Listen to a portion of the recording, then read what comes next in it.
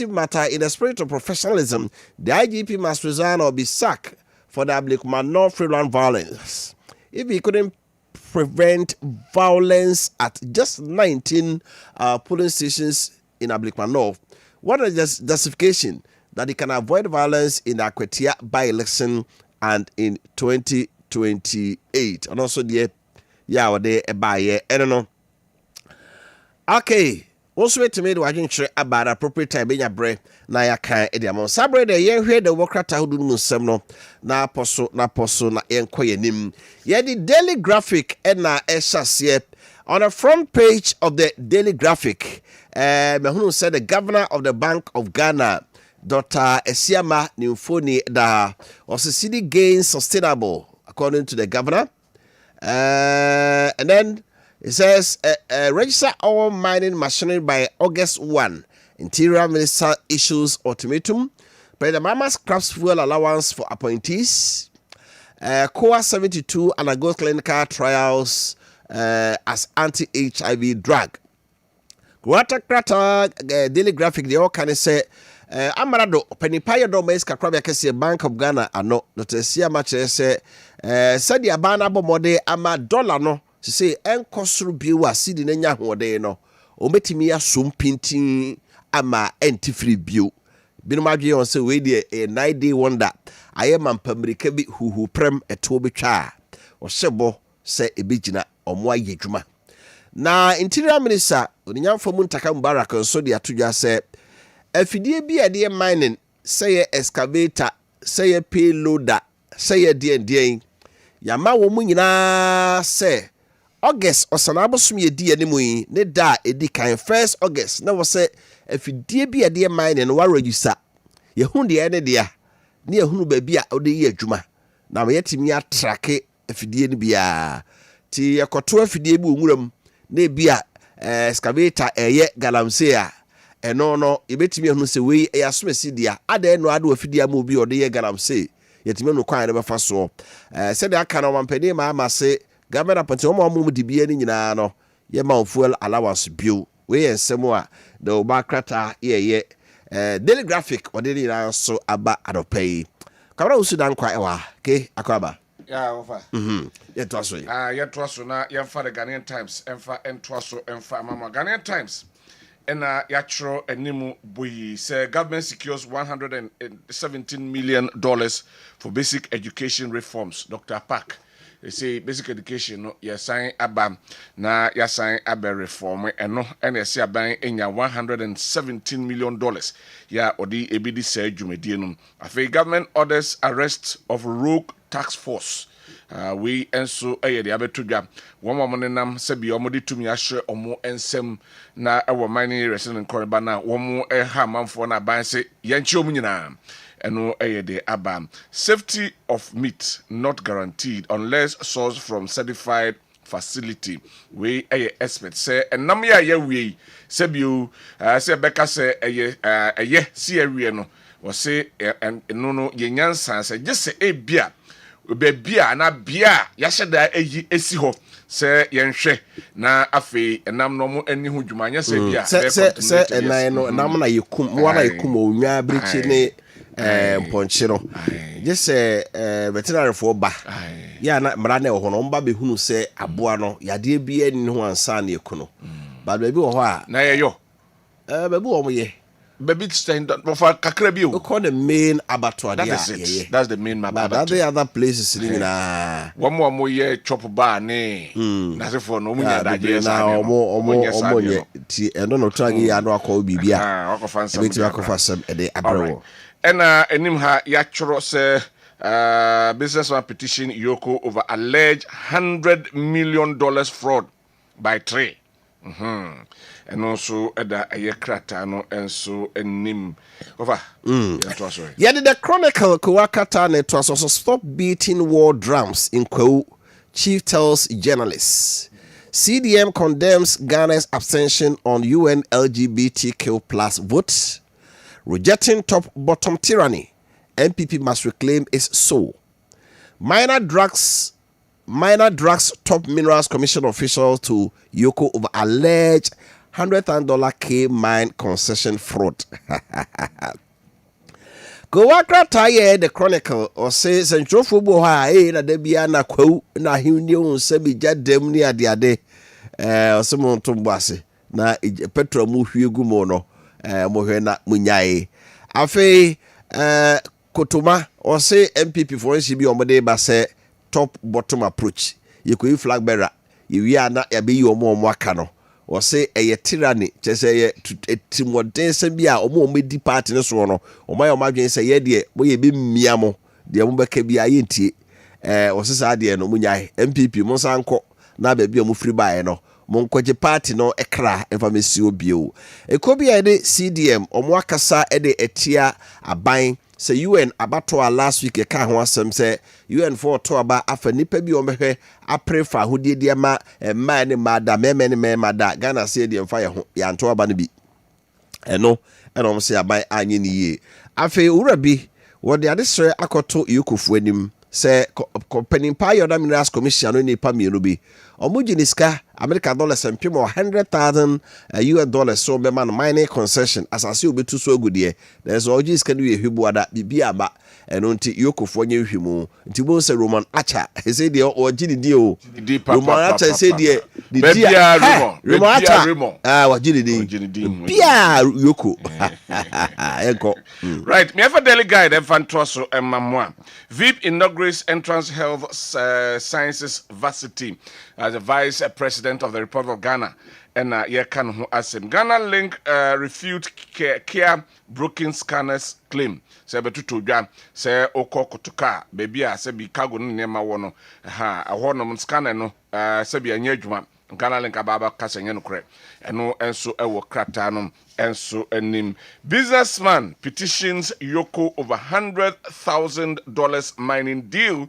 to say the kind Remonacha have fraud and wash brown and then wash white mabuku teguzo and order daily guide and so a name Mahama scraps fuel allowance for appointees and also about say we are buying appointee kanena kawunya fuel electricity na se for abanse watua wade wako na kutua wade eno so ewo krata no anim Nana denies MPP confirmed delay plot eno so ababetodwa free adwada na abetodwa some de krata ba bontense mo amokase na do ne president conform no mo shechi no mo pese o se da bi won kan ho asem no kroni ha eno enso eda krata no anim the daily searchlight Kuwakrata na eto so or say all scanners at Kia Cargo Village fully functional.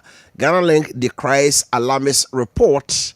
And then Interior Education Ministries in brilliant collaboration to produce decks, uniforms, sanitary pass for schools. The Sustainable Development Goal Report 2025 launch.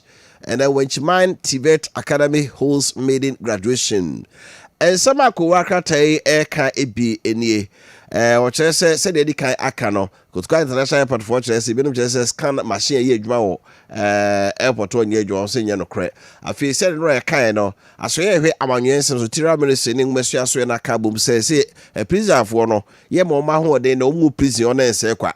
Abrante no akobo kro no tum se na beti ketiketi ne de koto prison obey adwuma prison ho go da prison na ye toduane ma di ye tua tax ane ye de akwa akotoduane ama ho no edi tu da prison ho a ye be chrom se de sie nkonwa a school for nko da dex o mo de sua de no na omo school uniform ya chire bi no ade pam no ma pam ade sanitary pad nya prison for na be ye na omo so abamfa so UN Sustainable Development Goals afi 2025 de ne siga na me so abaya pa wonto ma onya ko akrata yi a ni nyina bi enso ewom right the new crusading guide na ye de etwaso na new crusading guide na ye de atudwa say dissolved interim Hajj task force PMF demands say a Hajj board na many yom de si ono say womo omo che say ozo omo call Hajj no nko Mecca no nipa nso bi ko wi up to now omo account for them di yengu no asemo yengu board no na some can say the bia omo ko asabi o ebi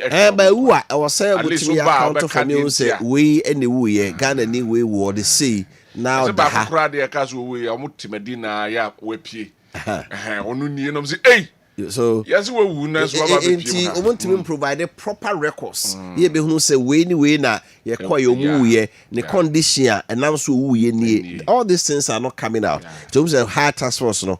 All right. Horrid rot at UNE. Senior staff petition president, national security in charge, want VC out. Hey, University of Energy. Natural resources are what Sunyani and I know Sunyani. Ho ena ya say senior staff for the Kratabre presidency was rena on national security. And the chair say vice chancellor no. In fact, and near my cost one near my bonnet pan, John Concord and Insamum, and no, and so our Kratano and Moo. The Kufuado's 8 shoot down conference postponement claim and no, Erika Kahun Sama Elha. Kwa chiefs raise red flag over irresponsible journalism. And also, Yerika say, more motive, go number the ababonte, no, so we have a train.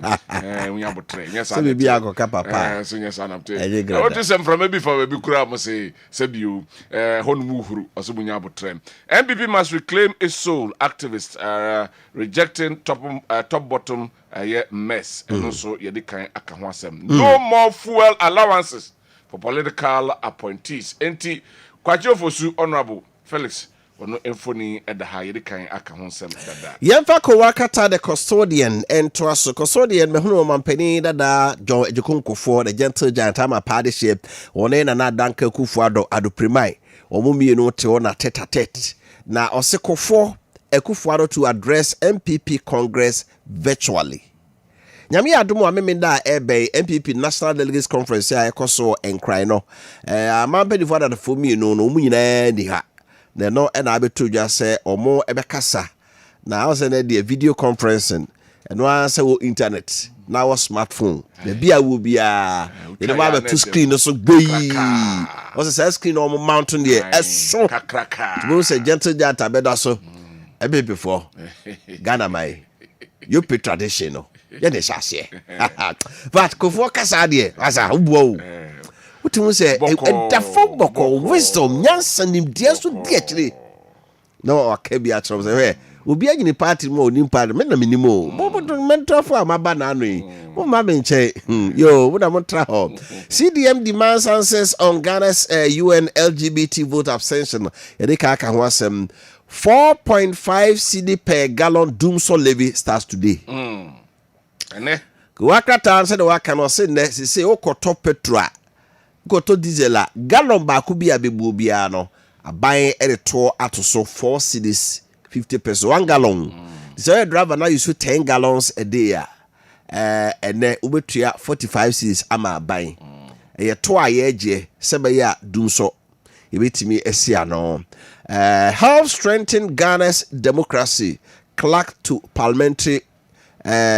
of Parliament urges journalists. So come Marcel je fimu atwetwe for penny on central for ye mo ma Ghana kebem kebem ye nhim kana bra ye cancer mpa churches mu ye ne omso nya nepa say on person ka uhunu bibi enyi bi a twa haba agusu da bi nye ni nyina na twa haba agusu ese ma be sei o se ye ka omo ne yan tu omo fo no omo sesa omo sakra ne ne mo bone na se bi no mo ye no omo sesa mfiri ho. Minority calls for fair and accurate media reportage. Kwiketo ano omo so ka se bibia ye koso mrahye se MPP Congress ombe ye nyina no central for one card de no nokre abato eto ablekuma mo kwa de umu bia monka na Ghana fo nyina hunu se mo de mo gina finfin e na mo to ayirem yento so. The new publisher ena ye de eto so obampani emfoni ewa ha ye say me potwa or say buy your own fuel. Mahama orders all ministers and appointees. But that's not the situation. It didn't Mampeni Anka say buy your own fuel. Or say fuel allowance no. But no should my Muslim. Or say ye government official. You be allocate fuel amount for your official duties. Buy your own fuel no, you're misleading. Okay, it boils down to interpretation. It's a headline. Yeah, because we be a governor appointee. I don't know what be juma also control one fuel. But can be the abuse woman no. And no me frontin him say obi a and ubetu ka free Kumasi. Now could be a tepa. Fancy be because so say 20 gallons a bit in do akwa ba. E be allocate sa 24 na Canada. Land Cruiser na besi wa na air Ye condition. numero no. Be 5 hours. Ne pap. Sometimes we say ntika government appointed mo na moto fuela. E kan ba yesa. What the Land Cruiser be so say mbeshi. Na se penini one ne nam no. So be di 5 hours ah. Be say Land Cruiser is so pa. Oh my. Anyway. May I trust Anyway. No bail, Agrada sent back to jail. So mo question komo person ka yembele no na fe. Some of the akodan question ka court inside na o me say there be. Yeah, sir. We file for appeal. To file appeal we file be a seal execution. E no chere say judge odi kan di asem no. Yen fa the judgment no ento nchen. Tie the judgment ento nchen dia. Let's say see ma bail. Na ye appeal no. And no, I'm called High Court. I'm a High Court. No, judge and say that be. Mon file mo substantive a year. Mo pese ni enkanse mo. Within say 2 weeks grant make we are. Yenko ba bill party e ma no. Ye di agrada free oba no. Ma me na fe de osuro camera. Otete. And no osuro camera we de what de enura kata ni tini nim nyina di. Oba nyina wakoto sei. Wakoto na security for na twa no ahia na ye ni wura pick no. And I grad na kotom pese ubia be hu no. Anyway, e dey cry ni magrada. Gina waji wo radio so TV so. Anyway, I'm just say I've had slow camera. I've had a grad slow camera. Pese ubia be hu no. Right. NDC sacks over 1,000 security service recruits and also aba say omo ya form no emu apem de amusi omo san enko fie. Yemfa the informer kuwakrata no ento so was say go sin no more. MPP pardon secure free Akwatia by election interior minister warns troublemakers. Ramadan rice saga 4 accused granted 800,000 K bill. Conference will proceed. NEC declares after considering petitions, punish political galamsey campaigns, and also informer kuwakata de era akuya free. Yeah, MPP mpenufo ka say Ablikuma North partial rerun. Yeah, na ekoso 19 police stations MPP for the yenko. Yete ya say maami atesimu a wo ye campaign. Amanfo nyina hu de sie e na MPP for say ye kan na utie ya. Nkanya ne say Hawa Kumsin the deputy national organizer amanfo ko prepare me na mpenufo to nsa frɛ no wɔso opachew sɛ wenti ne mom na ne nkrofo grounds to so oba obi wini ti no kɔye MPP mpenufo se kɔ na nkonkoye body bio no na me kan no. It shouldn't end there, to be frank. It shouldn't end there. Some pardon us ade bia obia bɛyɛ bɔne no na wabe pacho. There should be something at least, some punishment of some sort, because to run the whole National Executive Council not down, because it's a decision. You went in the name of the party. The party now decided, say, well, for some reasons, you suspend there. And that confusion, no, bye. So being himself work, we be not to two things good. Because BBH is not MPP prepared. I'm prepared. They weren't prepared. Ma many tisi mukuada na ade ebechi ya wada. Na dina say where MPP preparation na enye kra. Ha nti e ma say na okay wo also akofiri baabi na be ba. Omu nyina ama. Nti em so test the strength do say ade be lead 48 de ntimi nya na nko. Parliament hoko no say e de. Ghana. Anagufu ado on kan kire no.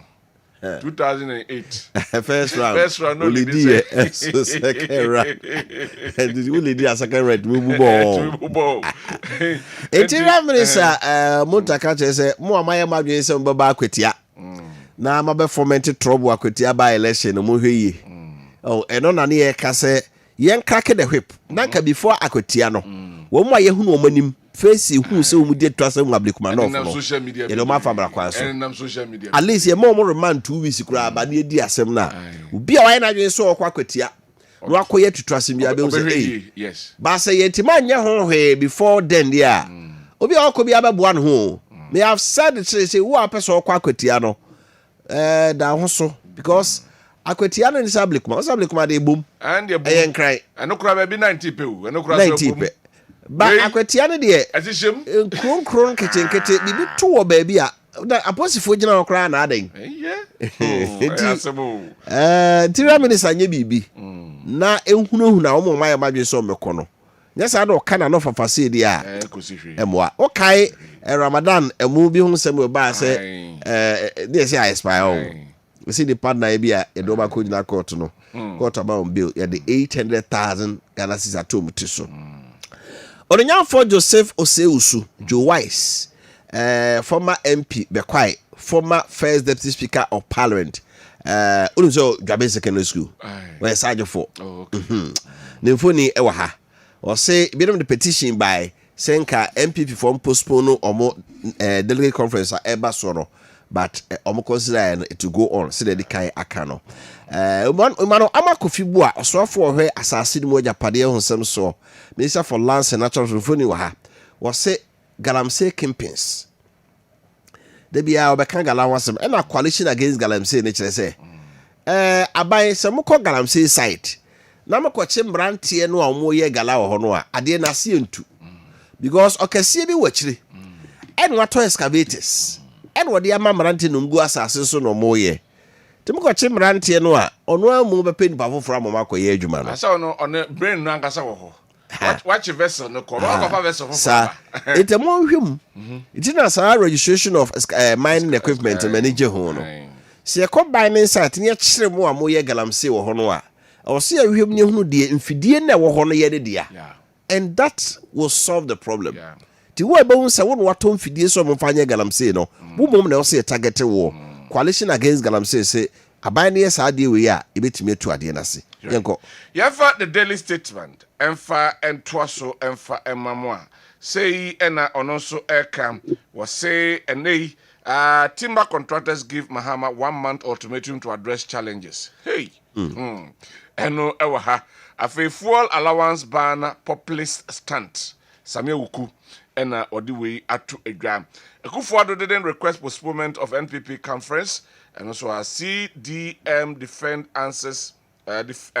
answers over Ghana's LGBTQ plus vote abstention and also BOG governor urges structural reforms to sustain recent forex gains and also our people not just oba and they timber contractors say oman 1 month say a name challenges are our no onhwe na wonsiesie nti eno ewo krata na fei Samia Oku na aban some of the abetu dwa say na point is no one more for na say minority ni nyina okay ona kasa ma minority kasa no say we dey say we dey be kama manfo ehu say dey call that be o say the no omo kan say fuel allowance dey kasa allowance ya allocate ma ebi etimi kra dey ka wakatua ho so fuel allowance ni no waje but I say problem the part say ye wo fuel depot e wo bi akọ RCC anase bi akọ Jubilee House anako bi a military headquarters police kra bi ho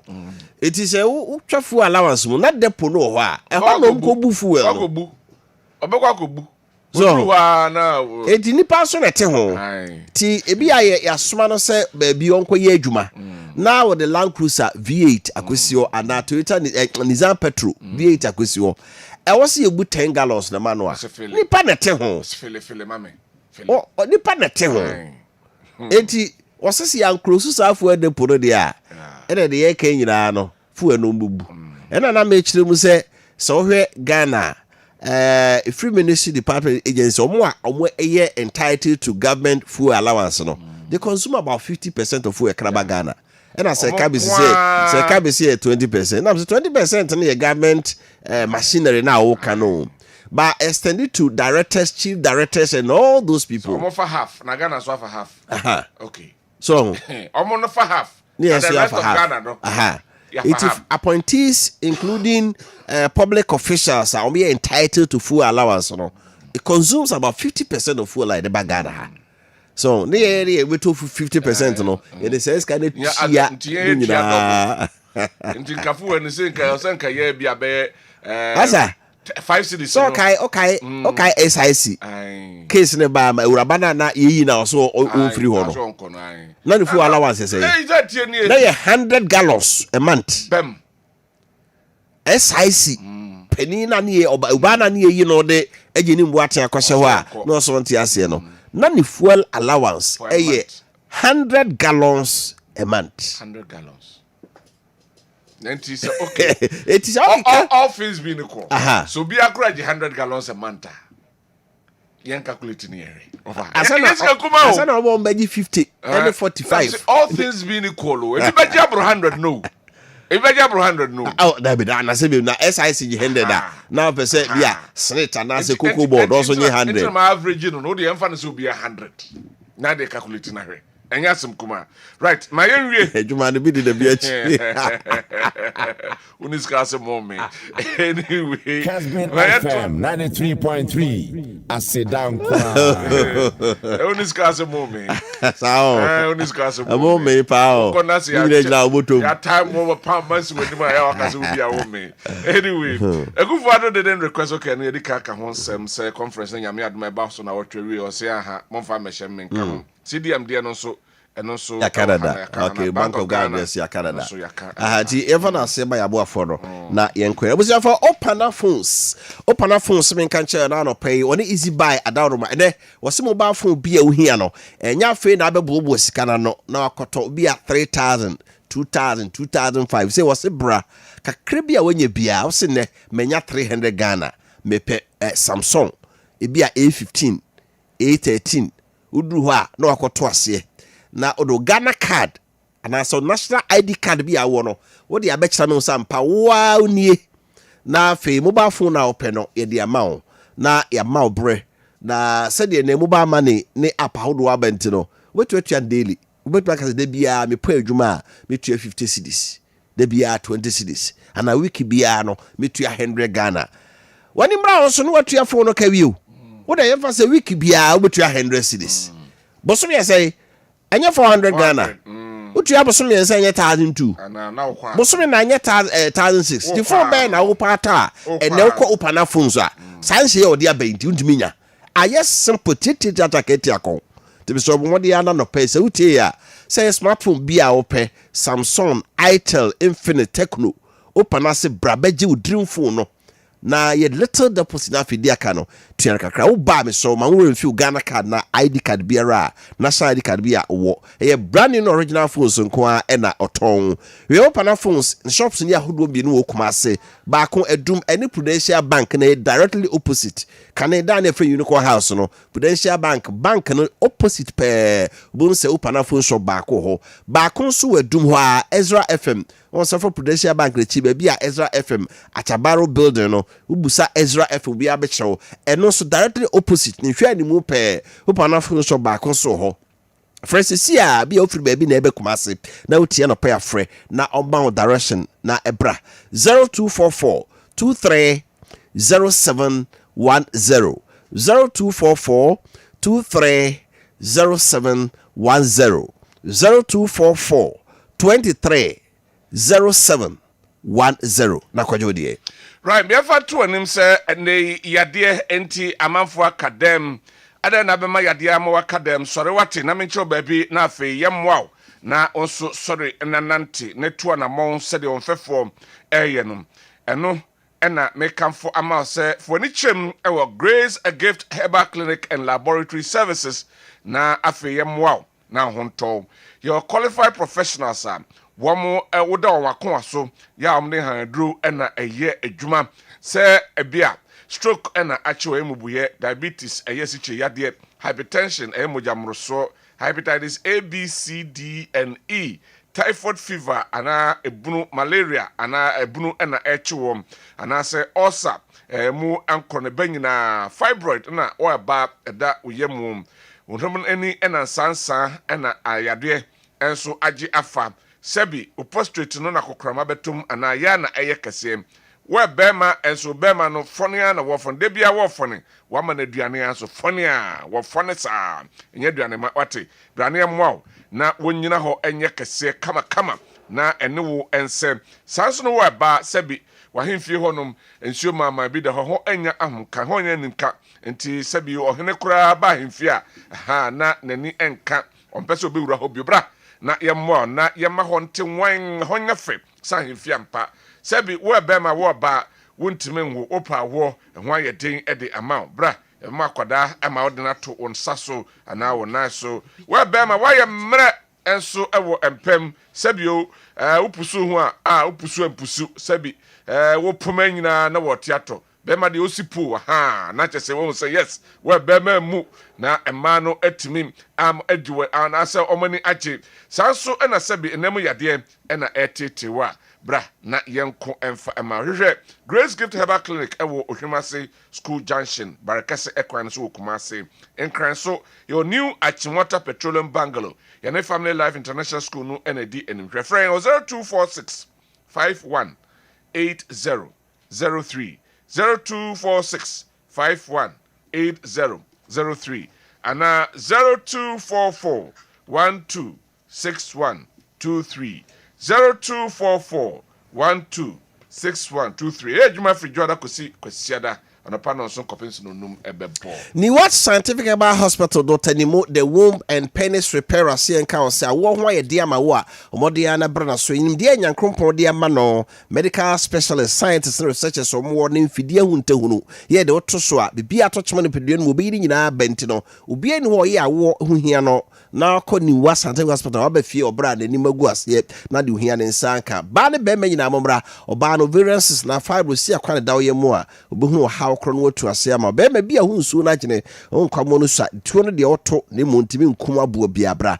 no he be ma so ahode wo fom bra no moa ne gina na so wakoma ene ba operepere kidney no sabo wako chekida omodi akone efesa kidney ni liver no eye adwuma kama za ni organs we hia ni pedun pa obi amogyamu asichiri yade ene friend diabetes no asthma na ha wo typhoid fever no mpem no tutuo yade bia ha wo bia no ko na mfidie no mo de yedoto afidie so bokra na hu se yade na eba but yedoto afidie so mo say as ade we ba tempa no ane esi ano doctor da bi omoka say oyade ehunu ntemu a etu ase ma ho eto furniture ni what Scientific Hospital kuma ase atonsu Monaco Junction oni adansi ruaba de nhwe mu enkransoma 7 Janet Corner chiri ope oni Tanta Hill no miamiru nyina oye adwuma fidwara kopem me da no pa no so ne fa kopem anwumere no sia ene ne nkasa 0244 087687 0244 087687 so free na omwa. Right. Yeah, Queen, just about 6 minutes after 8 na yenko emra. Yeah, kwa mano sonia kudin kobai. Rafael Safo Patrick, youth organizer edema MPP ewa Santaman temu. Yatise nkrofobi hunhuna no with death threats so munya no a ahwe ya obeyi na free ho. Ama akoba posifu amane say people are sending him messages and death threat videos ne voice note omuhunhuna no. Dear Naba, ye nunti, omde fasa kwan so na or the crap wakobo police obana kotwe na no asem at all for that treasure or receive from some people. Ralph, good morning. Now I'm to say you what also are they?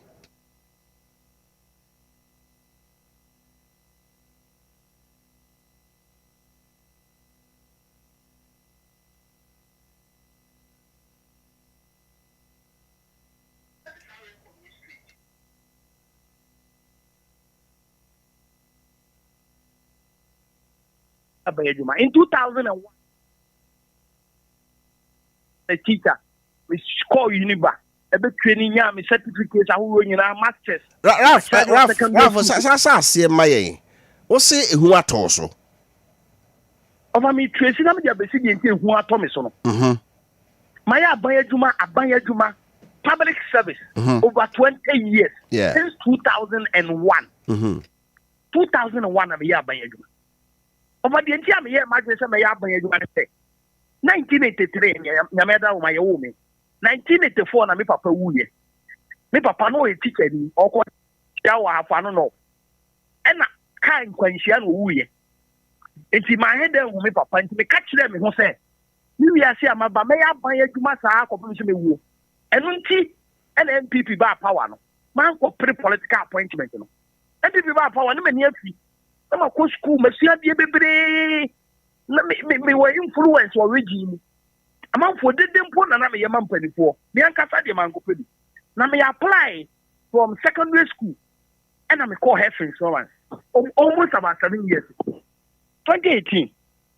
my ban adwuma saa na me di me politics youth organizer enya me nko so na me politics a me ya ban adwuma as me officer na me ya adwuma wa asomase as health insurance manager Muntaka honorable MP ni nua ba ye friend Maria da Muntaka me ne na ya adwuma mfie bebrebe nyina man koyen de si en transfer no ana ye nyina di Muntaka nua ba me ne na ya adwuma wa asomase Ashanti region nipa ya be na health insurance panyini oye honorable Muntaka nua e friend Muniru Muntaka health insurance ya nyina ye mu adwuma MPP wa bam ye ne no na wa Ashanti mam original office and then this by your original director yan transfer no ye nyina di e de be na asi and I want to be say health insurance you mom and you ma akoso and you airtime abranti ba ko de obongo only the ye kwatie no bu no ku no hye no health insurance aduma ya so videos I around health insurance manager no wo kwa abre mampontin minimum no so I health insurance aduma for 20 years 18 years ono ye kwato se no so the cameras no so ebu no pamo no and them ti ye see apam no so onko boga omo maka nyina ekwaye de omo faso no me de na asi every say 2 minutes say me de maduma na so na meko na ukwa aduma wa so ase so kwa mampo ho a ubekọ na zongo fuoi nipa be ndisi fuoi be 9 gina ho na bukachi ene ye ba beto ya ha edu temi kwa na obi atro aka atro se me ma aduma na uba ndisi fuo so ombebu ombeku nti du temi na wote tete omo de adi mi sa me nka na bontene na nra na branch e ba akọ de onyankoko duro e ba Facebook ena obe postu ye se omo mama ya kosi fiada omo ba chimi so ombebu mi akumi o so omepam mi o so be yi medi o opo sa kwa when you first form ni pay nadi out to fiada and you see fiada they are coming after me and then some more church account no opo me yam see me and you know who said that atwo to aso bebre and you say me call police station na me come make a complaint na dey be tina se yakumi ne mawu a ye ho ma bi free buy abranti a obeka asa asemi nso no and this in 24 wa santimem ye se boni e wo kroma nya onnom di die o contest aswanse constituency chairman boni e wo kroma nyina sa fi champi onu ne de ni die a woni party panyini pa na nam e wo NDC Ashanti region ofani ma yakwaso wo ya dwuma ni mu no I decided to speak out na me pese me ka se me no kasa ne mranti a omo ye health insurance adwuma e bi 15 years 10 years NDC ba power ni sisi ye hu se wa Ashanti na wudin no perception perceive se wo ye MPP ni near you were the Edwakota, ya transfer, Edwakota baby. Baby, I deal with graduating.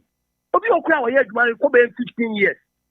Basa, sa no de faso. E kwa omode non account. Abe ready see not more dum. Sa no omode health insurance aduma yi. Na the media make you.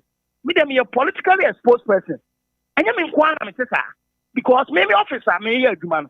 Me ni Muntaka nia.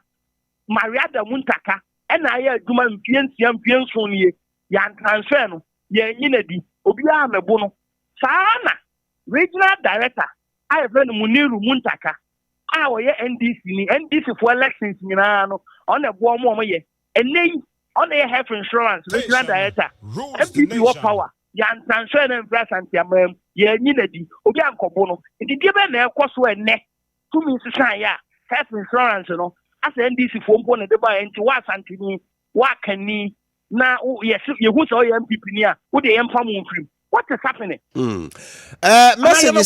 messages I mean ready one Safi Sanfo was he done angry so make sure you won't go to that office this week time to send you out of NHIS as Korimampo on any moment to back home because this one is on social media. Omo de one said do ade bi omo ba office so don dey animu okay nti no na enra no onya kokodu aka say don't angry us we are coming after you over Ghana ha because we are coming after you it's dangerous especially so what the background history of that guy I say boni e wo NDC Ashanti with on him for her party so nam you can say onkodi boni ono ekodie ofantimi nkotran oni mekume boni ben medie menye political appointee menye CEO me ya aban adwuma me ya public civil servant aban adwuma na me ye Open just try this is what trying and commissions of why. Last week Saturday, KODA program. Yen or what free by quiet bay. Obedi dance here for before me home. So by interview, scholarship, Nami team, Namena Hema HI, and 10 years and this is for Fazo. And Kamunta can you have any Muniru? And come here, regional director. And Kamariada Muntaka, maybe in a year more office. It be a me. Say the name what to me as regional youth organizer. He will be a Mikasa with you. Say me the museum when this is for me and Fred Mama. I get you woman ready. Oh, yes, sir. If you say you come on. Yet, you know, democracy, no party, to my politics and I buy a human and so. But the acquired this is what they Asante 4 MPP 4 first one. 1 year, the next come back MPP Babano. Primary school crowd quiet, we was as NDC and I say, we MPP. See, I know that thing. And this is what you be go for me. And look at me, Casse. My buy Juma over 20 years. NPP by and man ko pesi yo of only me wonni me anke bia anka minyan ka ban sesan ka ma sa me nema ko sa this voice this one person transfer me a transfer me na le ko any threat of death invasion of offices maka nyina ye din health insurance managers any workers nyina ye din obi asuro se be yina di media me a politically exposed person ade be chechena na NDC for yi media me kwa kwatra fie enwi abo me kasa me tena ho na me ngu me nua no aka mo so ye di mu no ko kasa eni atikroma nadmo ye pamwa kanfo Asante for people for mo nyina afrim the 3 top office hierarchies ni nyina ye known as not none kwedi kwa yom no mfa so DC ko kan ye so ye tribalism media my advance for many years and I'm ready to fight for my rights as a Ghanaian. I'm ready to take even the legal action to defend my rights. I'm not going to call police station. Okay. You call a positive for assembly no catch or say beer on the mouth protection and on be invited the power on mouse are there threats na. Of one I call police station because 2 Bemen when young for you as a crime police station taller. Sunny see a friend. I think the receptioner police pregnant the man, it was so fantastic. And they said it was chairman was and now Oka chairman so on be of a may omoye of a name of media. Then Fabu Sumia Katiaman got an office or more matching kume. Now, I see pay. I see my Kabongo have insurance manager. I won't bully Kunisino and this in Anu. So a video I cross walk abri. Almost Pamon is a son in Yamani Peter in Action and some Pamono of a media. Then come on Kume. Especially I'm a non public figure. Yeah, I know more say you. Original office. I just say near home. Okay. Rami office. No me busa mun takanya ba mariada. And you say near domo paso. And you say near home. Adai. It is a Ghana for you. When this is what power, you know. I can force and to boy one people when Ghana for you. This station rules the nation. Next media.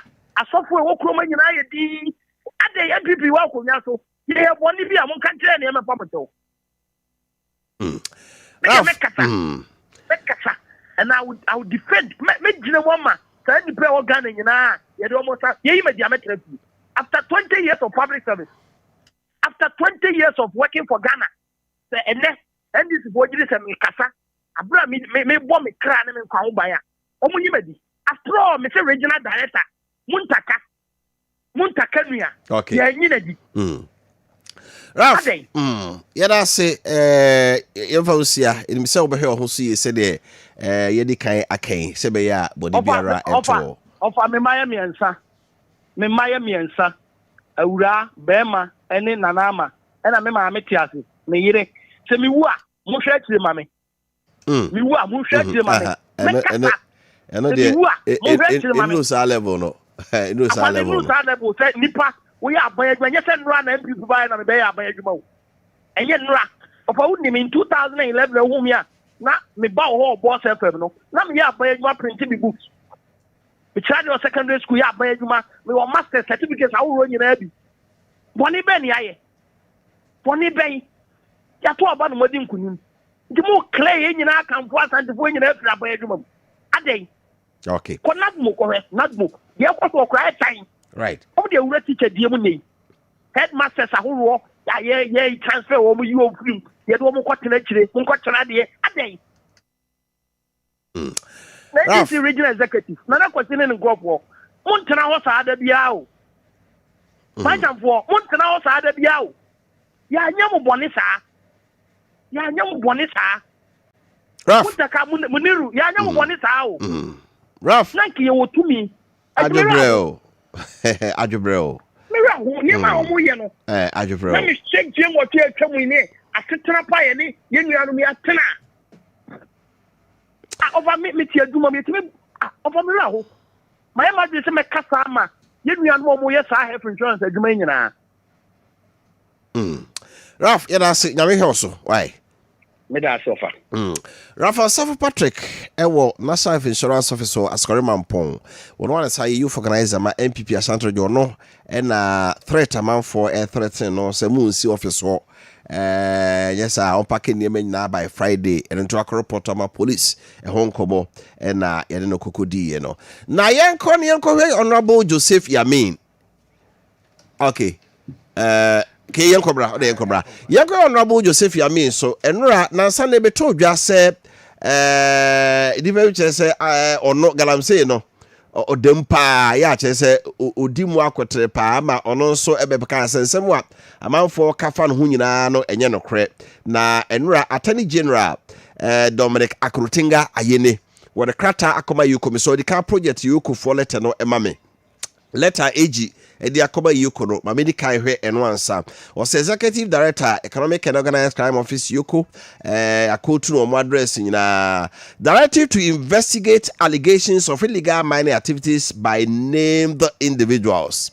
Now kai yuko for krata attention adi akoma yuko imu a krata no mu nsem echese wo trade abre yuko for say omunye hwimu Minerals and Mining Act 2006 at 703 as amended by Act 995 no echre baby obituma mining baby a wontumi nye forest reserve mu ene ne meka ho wontumi nkonkoye sa mining no ho na no chese Professor Frimpong Boateng report bi oye no echre se Yakubu Abanga ena afa Joseph Yamin sa mpanifuo mu ye NDC for galamsey no no mu ye bi pa na no ena Dominic Ayeni attend general because of that reporter Professor Frimpong Boateng breso baye board Joseph Yamin ene Yakubu Abanga edin no wo de mayekufo se omonko ye nhwemu emfa sam panifo mienu omo ye NDC for de but attend general so de wo ye nadwuma panifo mienu omonko ye nhwemu for omo se no kre se omaye bibia ensem fata na etimi aboa ama omo so no kwaye ode befa so krata ya Dr. Dominic Akrutinga Ayeni MP attend general de akoma yuko no na krata iba enura nwumere no ano ena onunyanfo Joseph Yamin so ono nso ko social media so ena ono nso akotro bibi edi ato na mamenkai de Joseph Yamin so kotro ye no yemra o say once upon a time na ohe na asem no kana abebu Joseph Yamin say once upon a time in 4BN Barracks Complex we used to go hunting for cats. In one of our hunting expedition, we chanced upon a cat which belonged to a soldier. And as we were closing in on catching the cat, the owner of the cat came out of his room, and we had to run for cover. Typical of a soldier, he traced us to where we had camped, preparing one that we had caught already. Upon approaching us, he said, "Joe, so you people wanted to add my cat to what you are preparing," which we flatly denied. He said, "I saw these dogs around you chasing my cat, and you are here denying." This was his last statement before leaving us. Tomorrow, everybody go hear of it. And true, the next morning, the news started spreading like wildfire. When you see a lion sleeping, please don't wake it up because you may not like what the action of the lion. A quote from the soldier I am borrowing. Tomorrow, everyone will hear of us. Or say, when you see a lion sleeping, please don't wake it up because you may not like what the action of the lion. Joseph Yamin. I say, tomorrow, everybody will hear us. I say, baby, no more 4BN.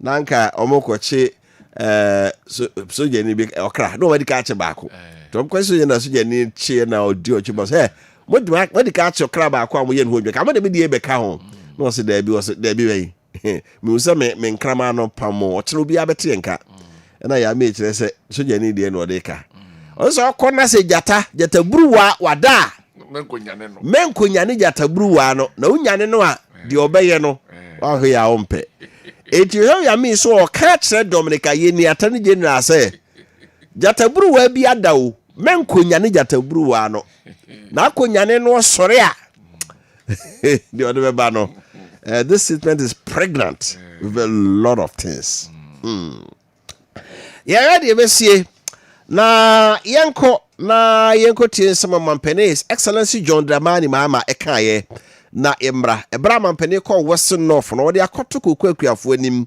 se abadwero ho pa na kokobuo ya aban koto kokuadwaman so wonya no ababo ties at least 70% de yedema kokuakuafo nti aban guso a oyentoto kokuakuafo Mama wadi yete semwa Mampenes Excellence John Dramani Mahama call Western North thank you to no okachire kokuakuafo.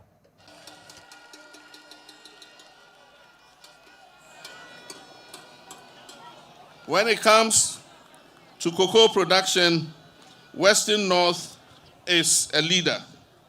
Indeed, the people of this region are the backbone of Ghana's cocoa production. But I'm aware of the hardships our cocoa farmers face: low prices, inadequate extension services, and delays in the distribution of cocoa inputs. And so let me be clear today, we will ensure our commitment to pay our farmers 70% of the world market price of cocoa.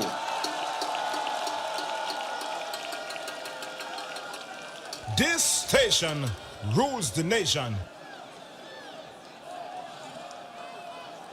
The sweat of our cocoa farmers deserves dignity and a fair reward. We've also restructured the cocoa rehabilitation program, especially in Bia and Dwabosu areas, where swelling shoots and old trees have drastically reduced cocoa yields. Under the new leadership of the Ghana Cocoa Board, they will prioritize the distribution of improved seeds, regular extension support, and proper compensation for rehabilitated cocoa farms. And to our young people, I say the Feed Ghana program is meant for you. This program includes land preparation services, irrigation systems. Right, where in summary, Excellency John Dramani Mahama the two jaw Western of thank you to catch the cocoa for cocoa roast near Kwaya dear by Ebenoye. Na yanko parliament and rasable to just abai say full allowance or the government appointees or tremono minority cricket to MPP Rashabia for no chess away a PR gimmick. Rasami Oku and a Kasa and some walk and they say so call abai so a Jubilee House here dear you for the poor a honor drama for the VAT kusia umbu fuel no. Tisabenia brepa so be cutting and full allowance there. You include down that after abai match say so full allowance you treble how much money in a Ghana by be save as a result of this directive. Sami Oku when I kasa my minority or something or the two jar.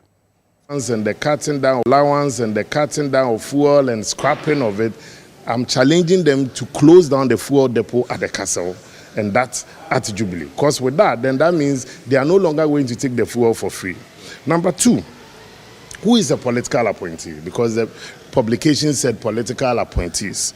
Does it include ministers? Does it include CEOs? Does it include presidential staffers? So who are the political appointees? Are you just talking ministers or deputies or ministers, deputies, CEOs? Again, I need clarification on what is the definition of the fuel allowance. Does it mean fuel for any political appointee? Or are they trying to say that the money that will be used to pay by these appointees, it will be refunded or they will be made to pay back? There's clarity on that we need. Then again, how much is being spent on these fuel allowances so that after scrapping, how much savings are we making? So these are very serious questions that we need to ask. Let me ask a very interesting question. If the Minister for Communication drives from here to Adan or to Ningo Pram Pram, to do government business. At the end of the day, is he returning the fuel in the fuel that the state bought for that vehicle to get him to Adan or Ningo Pram Pram and back? Or there will be some way somehow there wouldn't be any fuel at all. So clearly, if you ask me, I think there are more questions to be asked with this. We Samia Ukuona Kasama Ekuketo minority MPP Mrasawa for Uhia clarity Chichimuye fa Womwa Omia government appointees as direct TV Bekonra Samima Muslim Betray Muse Sawi government appointee you better allocate a certain fuel amount for your government or official duties. To how that is going to work. Nina no ehonchichimu and obusay. I've said that the car cano and 1 cedi per liter and as a 4 cedis 50 pesos per gallon. Levy a tona by day by the age. Juma Yekosunyai.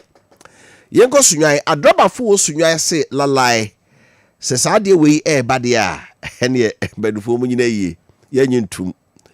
Say a bay juma pa dia. And ye mon so. Say transfer fair ye geno. Yes, ye who be they have kick against it. Say their body bay. Or Monjimia Corre, a double fool sunyai, no macafa. Yatutuning so to Kai pass you won't talk. Yatutuning until the am walk on the asshole. This station. Let's say, 1 cedi 1 liter. What check here, senior? What I percentage? And yes, capital. And you say, 1 cedi per liter. Sky bit your commercial, I say, go to the bar. And yes, capital. Send a milk of you. And I can hear no ma. Na can't say out the lie. Insurance yatum, BBI yatum. I didn't know about any sir. The only Saturday only any year. The only passenger phone was here. We mean, says 1 cedi the body. I say, it's a second can also. Matetaso. Montum. A carriage so much at so. Who will as well? Most Sunday, Sika, as I have a theatre as I met here. This is a man so welcome. Look at it, say. Who come out of the Trabama? Who say? Sataxia, I'm before the gent and who buy with them. Who buy order for 1 acre for? What's a critical for? Never for now, who creating. And I end here. If you say, oh, I dare how was he yet? Who's where you from a Humatoy?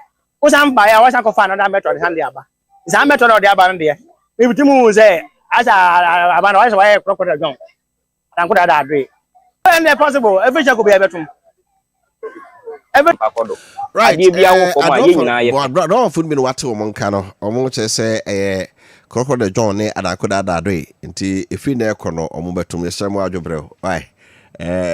Go far and to Mubiama and Mr. Cosia. Can you go Jasumra? Right, na yan twaso ewa ha na yemfa entuma nim se ene senchejuma no na peso ye na oye ni year.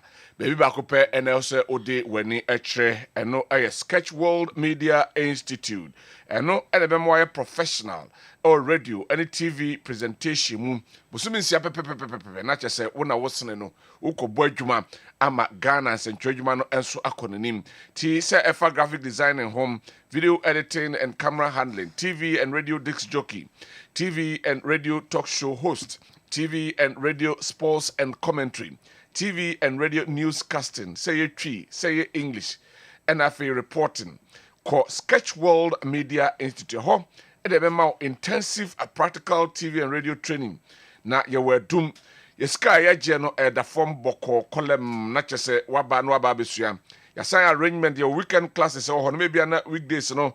Jumenti untimi nya daje emma ya ye provision e de ama what weekend bra na besua de na wonso eje insentre adwuma no na koye sanso e na ye de to anim se ye san shobo se ye kire wade no na san ama assurance se ye be ma attachment or renowned TV and radio station eno e de assurance na de mam na de wom ne se nei nipa aduonu e be di kan aba befa form no ombenya special discount. Na your teacher for wama ping o my yense ntwadwuma no ache yam the professionalism na afei experience ebe chewa de na afei wa ping for form our Kessben FM front desk 50 Ghana cedis na odi aba abejo de was the house here for 0249 414039 0249 414039 and 0261 110955 0261 110955 na yenyo so. etara bi a otu car ekojina filling station so koto fuel petrol diesel you buma we a ko akakra bi out the fuel na sounds for am to yi pa nti omubu pa ma me na omtwe mframa na ma me wa to mu say asisiu to bi so fuel out ye no na ma o car na sase ye dede bi obi kra engine timi ko breki ni nyina no National Petroleum Authority force how ho kra unti no omo ho so omo besomwo now also wetimi enya satisfaction waso obi akoto fuel now you say fuel attendant one correct amount of fuel na ma wo na fuel okoto and quality enye papa no wo ho kwan so report ma National Petroleum Authority omo to free number we tro number we to anytime bi abenya sa ha no afro omo 0302 550380 0302 550380 and I said Nanti the Brown head office or Enkra Jolo N1 highway Quanaso and our region bia more regional officers our region bia Santiman Temo Bono have be a uti biano MP for regional officer ho ukoto fu ani abu and our quality of fuel suspect ya kobo MP for amane normal ko fuel station won ko hwem nemu kai say bibi says here 48 hours 2 weeks 2 days to report. Say MP for Uncle Hum Emao, Shannon Suyepa. MP, where customer care meets excellence. Adia do we asipa say obeye djuma wie na fe uko baby na wa na say wapon wa kofi no nya baby papa da to say wada so daye onwadojo wasenya hoden asan abo nyuma so na de chiem na enunti na prabon Greenfields aba say enei and how who say I feel now pass as no cry here no be at the 7 IOL na say what the 6 IO9 there be yen ya pay ensase honum ya yen home pepesi nyina adwe yesi dan na dwe the hian say obeba na wato asem ayo ha munchichemu aduonu na yede oki ahye wonsa na chese wokọ na de de wom ni say 24 hours security honum electricity ejina so de bia ha monani mpo ka ensuoi say e flow ni nya say na ekobie pipe na chese ensuo atwa da bi Prabon Greenfields there niema we nyina aye krado afei yen yefie ni nyina no air conditioners ewom kitchen no so cabinet ahodo wo extractors ahodo ne niema bia de wura fie a ema no ekoyie bia no ebi ewo fie honum brai na afei yewo aye 3 bedrooms 4 bedrooms 5 bedrooms aye vintage houses ewo honum a say the medical to ade to 20% unya tuape na chese ye de ki assurance ade aka no mfie num na ya spread enso e de amount na wetimi etua yetie kumasefo ne asanteman yetie mu ne entenei yasan ede aye 2 bedrooms ne 3 bedroom detached homes abeka ho a eno nso wobetimi enso aka frɛ mpanyifo ewo 0546 02 23 06 0546 02 23 06 ana 0322 03 8946 0322 03 8946 now there brabebo ni akohoma yemfa nkoto ye koto ni wie na wie na se obeka se wuntua 20% na o ko ya asase a atoma nipa mienu miensa wala MTN force yemfa nto nim say yellow Thursday no da sora ye adwuma na ekuada ochene yawo so to data ya wada MTN for my 25% eka ho any friend yellow Thursday no ni nyina se ochira no pa bomode ya fa phone that is *138 hash *138 hash and I call my MTN app no so na ya wada fa momo eto o data so to 1 giga on be ma 250 megabyte free so to 10 giga on be ma 2.5 gig free ibi Mr. Modia yellow Thursday no chia wo me kawo e manem pa otiso na ni sem so wato data na wi ama bonus no ye be sa ama ticket ya sa won cry akra na wo sell more because akwa sini free e wo silver best cinema wo kumase nso a golden cinema ye wo kumase more e ma ticket akwa sini wo free umpe we na apede atutumi kai na hye so se ochene ya wo yellow Thursday to data na ye nche bonus senya ticket ka ho MTN everywhere you go.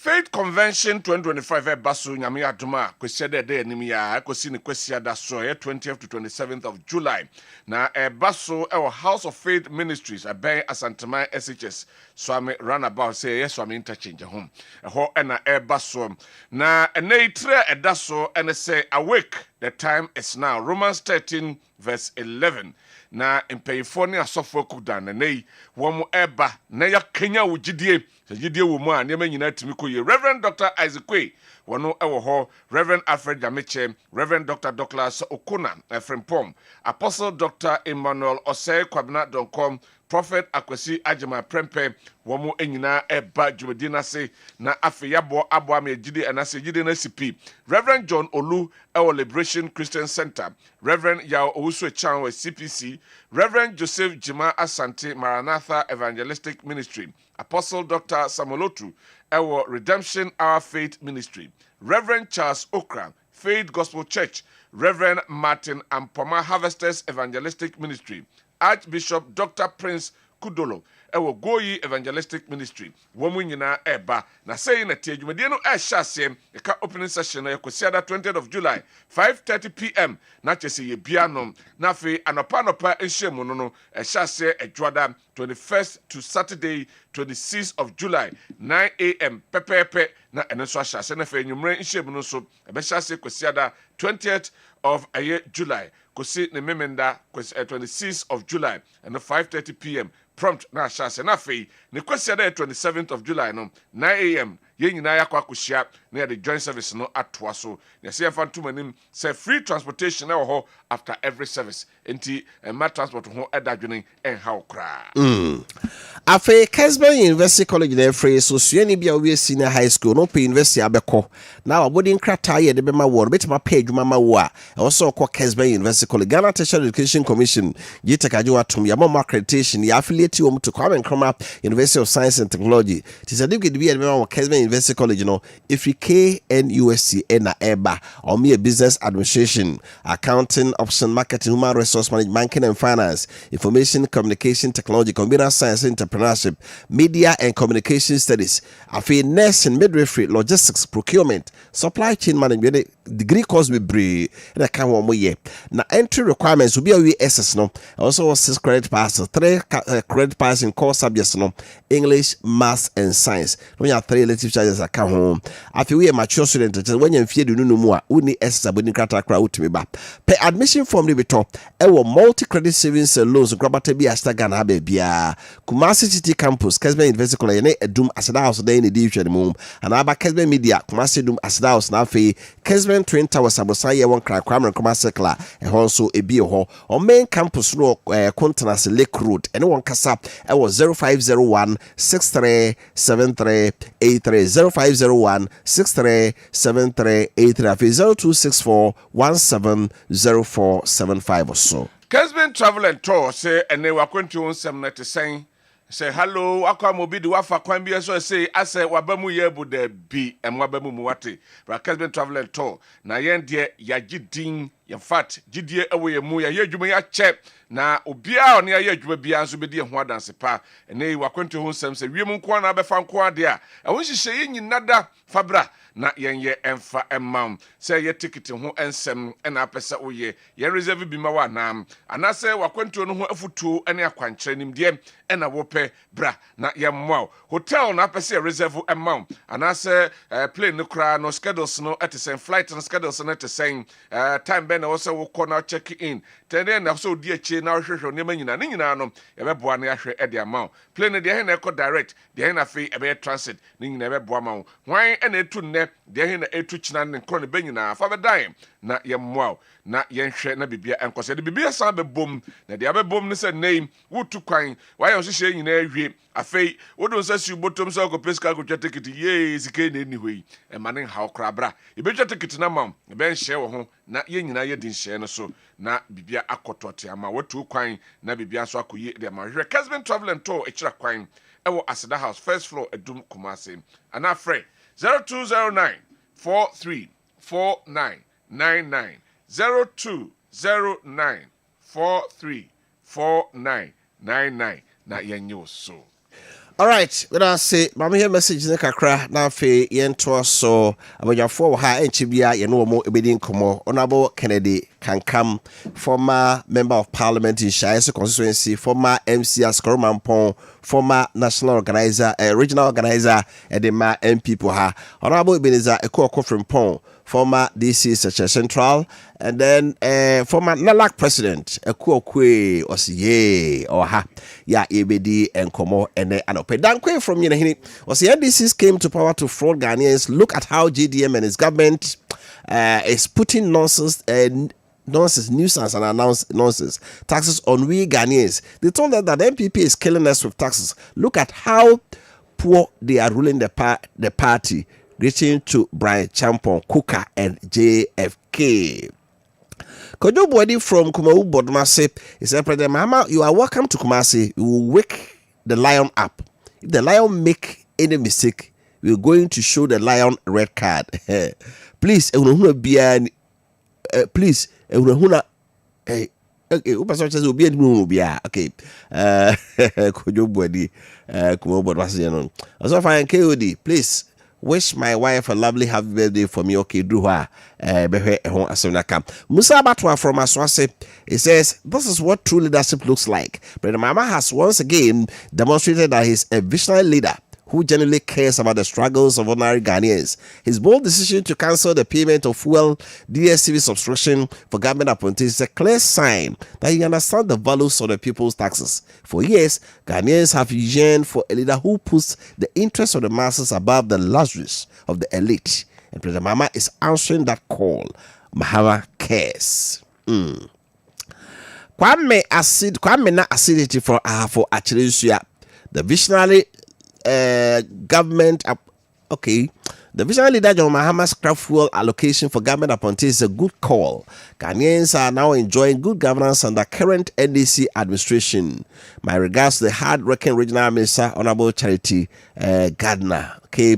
I think he should petition Utu for since the president is in town. What type of nonsense be this reset they promise us from Prince? President, how can one say me? I don't get you very well. Two of the promise John Mahama made in his campaign tour, which I thought he couldn't fulfill but has done it within his first year, was 1. Pay first year tertiary admission fee, stabilization of the unprecedented Ghana city. In fact, let us acknowledge President Mahama. The future is bright from Sir Kabis, New Edwiase, Zongo. OPK Patriotic Voices goes so. Full allowance crap for appointees as government tightens belt is PR gimmick to divert attention from the 1.25 Ghana cedi Dumso levy, which is taking effect from today. In Mahama and NDC 10% cut on appointees' salary for cheap compound in their previous 8 years. According to Auditor General's report, Mahama appointees collected the money back, unlike Ronaldo's 30% cut in appointees' salary. Okay. Capito from Gosu, Honorable Kokwa Usuliti, Osidebi. Capito Gosu mentions it is possible for the MPP to come back in 2028 because per the situation now in this country under this GDM and NDC administration, all is not well regards to Honorable Mavis Hawa Kumsen. Okay. And also the Masaudu from Bantama na Mediasi. Government decision to scrap fuel allowance and allocation for all political appointees is to divert attention from 1 cedi per liter fuel level, which is taking effect today. Governance is a serious business. Regards to Chairman Odino Kweku Appiah Kuka. Right, I'm going to feel that in common.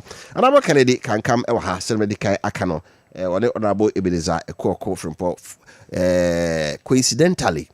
Fortunately, a former government appointees. The fool wants which much how the allocation is. They say you free what so call your official duty a kwambe and I first what you know. And I'm gonna come. Very honest to say. I'm Yadom. Akwaba. Yeah. Much yet you for you answer so. Much among penny for almost which is a feature or no chin feeding a full man also. They make a fool of us. Because also do market my government opportunity to minimum year pa. And I'm going to go. I go away. Yea, and I wear. And Yamiadumo. And every year. Now, but you also for to say. Oh, young commander Roma. Last Saturday, number. Koye, former, no, sorry, present DC chairman no. So no one as I chairman. So one ma me over the weekend and number. And Bibia Kosukama. And the president wa ha. Yeah. Yeah, my boy me we are now ko. Yeah, na me ko. Yeah. Right. That's it. Ana kan kan ma be sha se froso.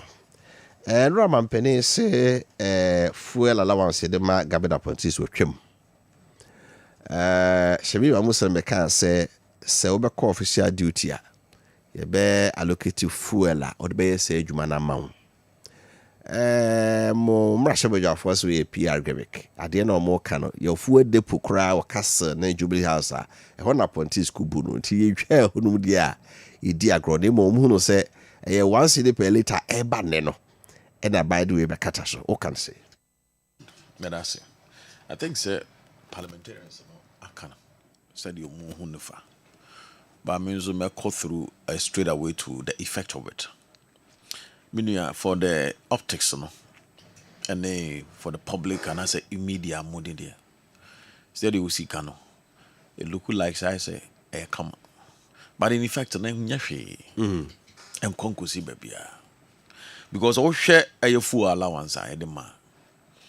Normally, you calculate on the basic salary at the man. Okay. On the do appointment letter name our maybe 5% of your basic is for accommodation, some money accommodation, maybe 10% of your basic for your maybe wardrobe, 10% of so and so for this. Then the percentage of full allowance it's quoted by on it. Now the full allowance about who na be anywhere below 15%. Okay. And a Ghana hakran yeah ma allowance I na enye more than 15 in rare situation. And a man who say be allowance be 20% of his basic. Normally no ya range from 10 to 1 to 10. And I cost I'm yet to credit we had the cap out also. I'm yet to see the need 20%. That's all your calculation no. Should the knee effective ya no as the parliamentarians were saying is a then fuel allowance assembly ye can break ye to fuel so that Ghanaians will see okay my people are also sacrifice be that the be now me the technicalities na most important to me penny that allowance the man microphone nyina no enye ne pen or the it is backed by law. Constitution and my juma. And a constitution, most of them no a parliament and the no. And yet first time a BC during the 2012 to 2016, I'm paying time on. Okay, I say what 10 and crop voting in 10%. So we have cheap compounds to be so 10% no say I didn't know the year. Me and me bisa once in 2017 Public Accounts Committee when I was a member of Public Accounts Committee. And I'm kobuza as I 10% no motete yen. So ko share a accounts na control at the buy na audit yen. Not that 10% who may be a coy. Because that 10% no more year free consolidated fund nimo. I don't so much create special fund there man.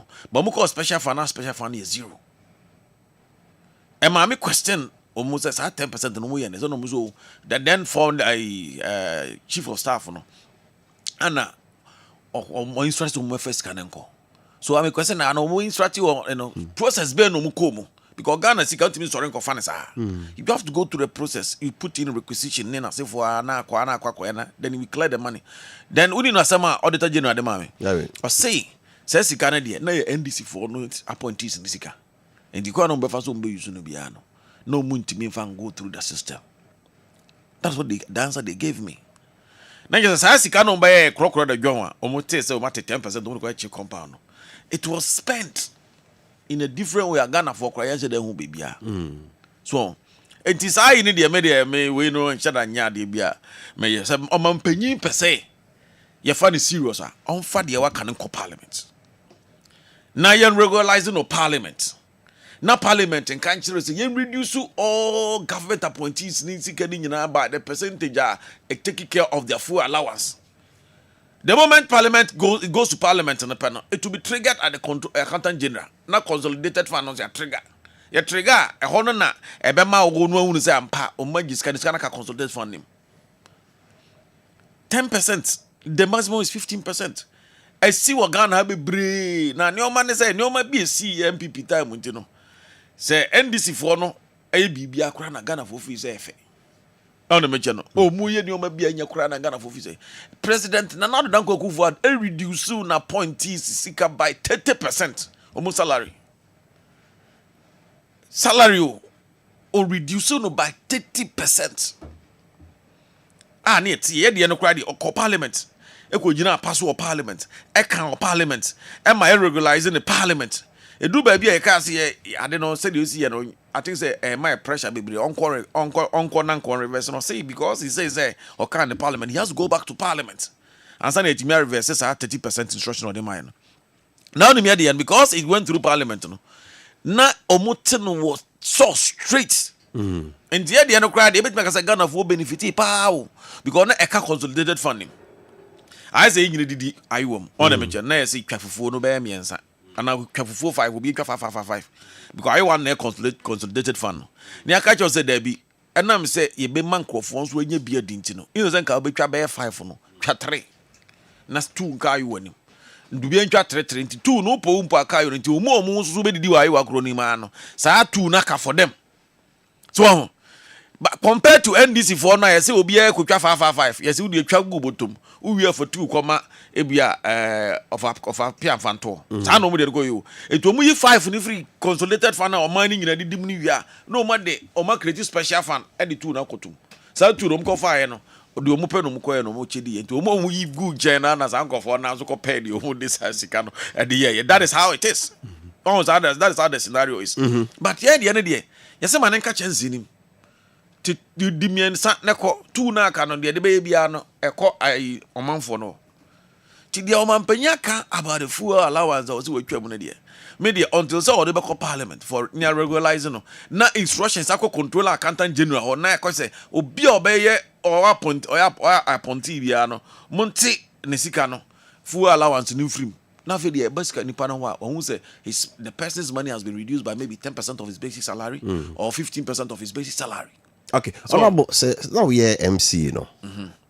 Oko official duty, and all allowance na to fu and say you bufu amount from the assembly. MC, yeah, ni one ya man fu allowance, and yeah across board. One thing I said, trouble have a casa same way because MC is no beyond. I think said the MMDC is non casa pay say you know they should have a serious PR. Unit a bit aka o masema mo and yes I did bia the brother they be go mo so me my MP da my MC da what do you say ya be ma MP full allow but MC dey na dey normally obu full no IGF so it depends on the capacity and now said the availability at the assembly no and do go do assembly a IGF ni wa unya fuel on the mention. And I don't remember some appointment letter there was anything like full allowance in my appointment letter. There wasn't anything like full. Official duty. How is it for? I buy car now with him. Jabana coffee car. Okay.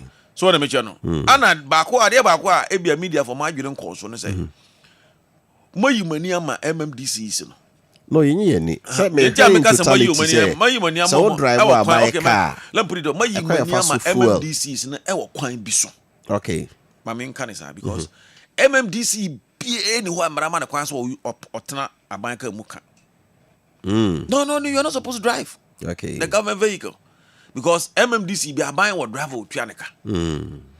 Into the official vehicle must be driven by official driver or the driver of the assembly. But all the other MMDC be official vehicles no man a driver. And the cordial do more depending. And to the they say ni papa one ese o driver no be foul na de o baby abeku bia o de wako uye na ofu ne sa o de bako si dump assembly no aka se bi e to ofu o ha na o de akoto na de tie ne se woni IGF a eya na o mo de common fund ne bi na yes ade o mani nyina na e bibia ana so wada revenue source ana de koye but you throw MMDC appointment me say e bia 5% and 10% and 15% of your basic allowance. Dey me say you say MMDC me he appointment say dey shemi ma e ka no. It means say sabaya ma o ka nko ade a. Oba fuel. You be fuel. Say dey fuel everywhere. Say dey fuel appointees ka no.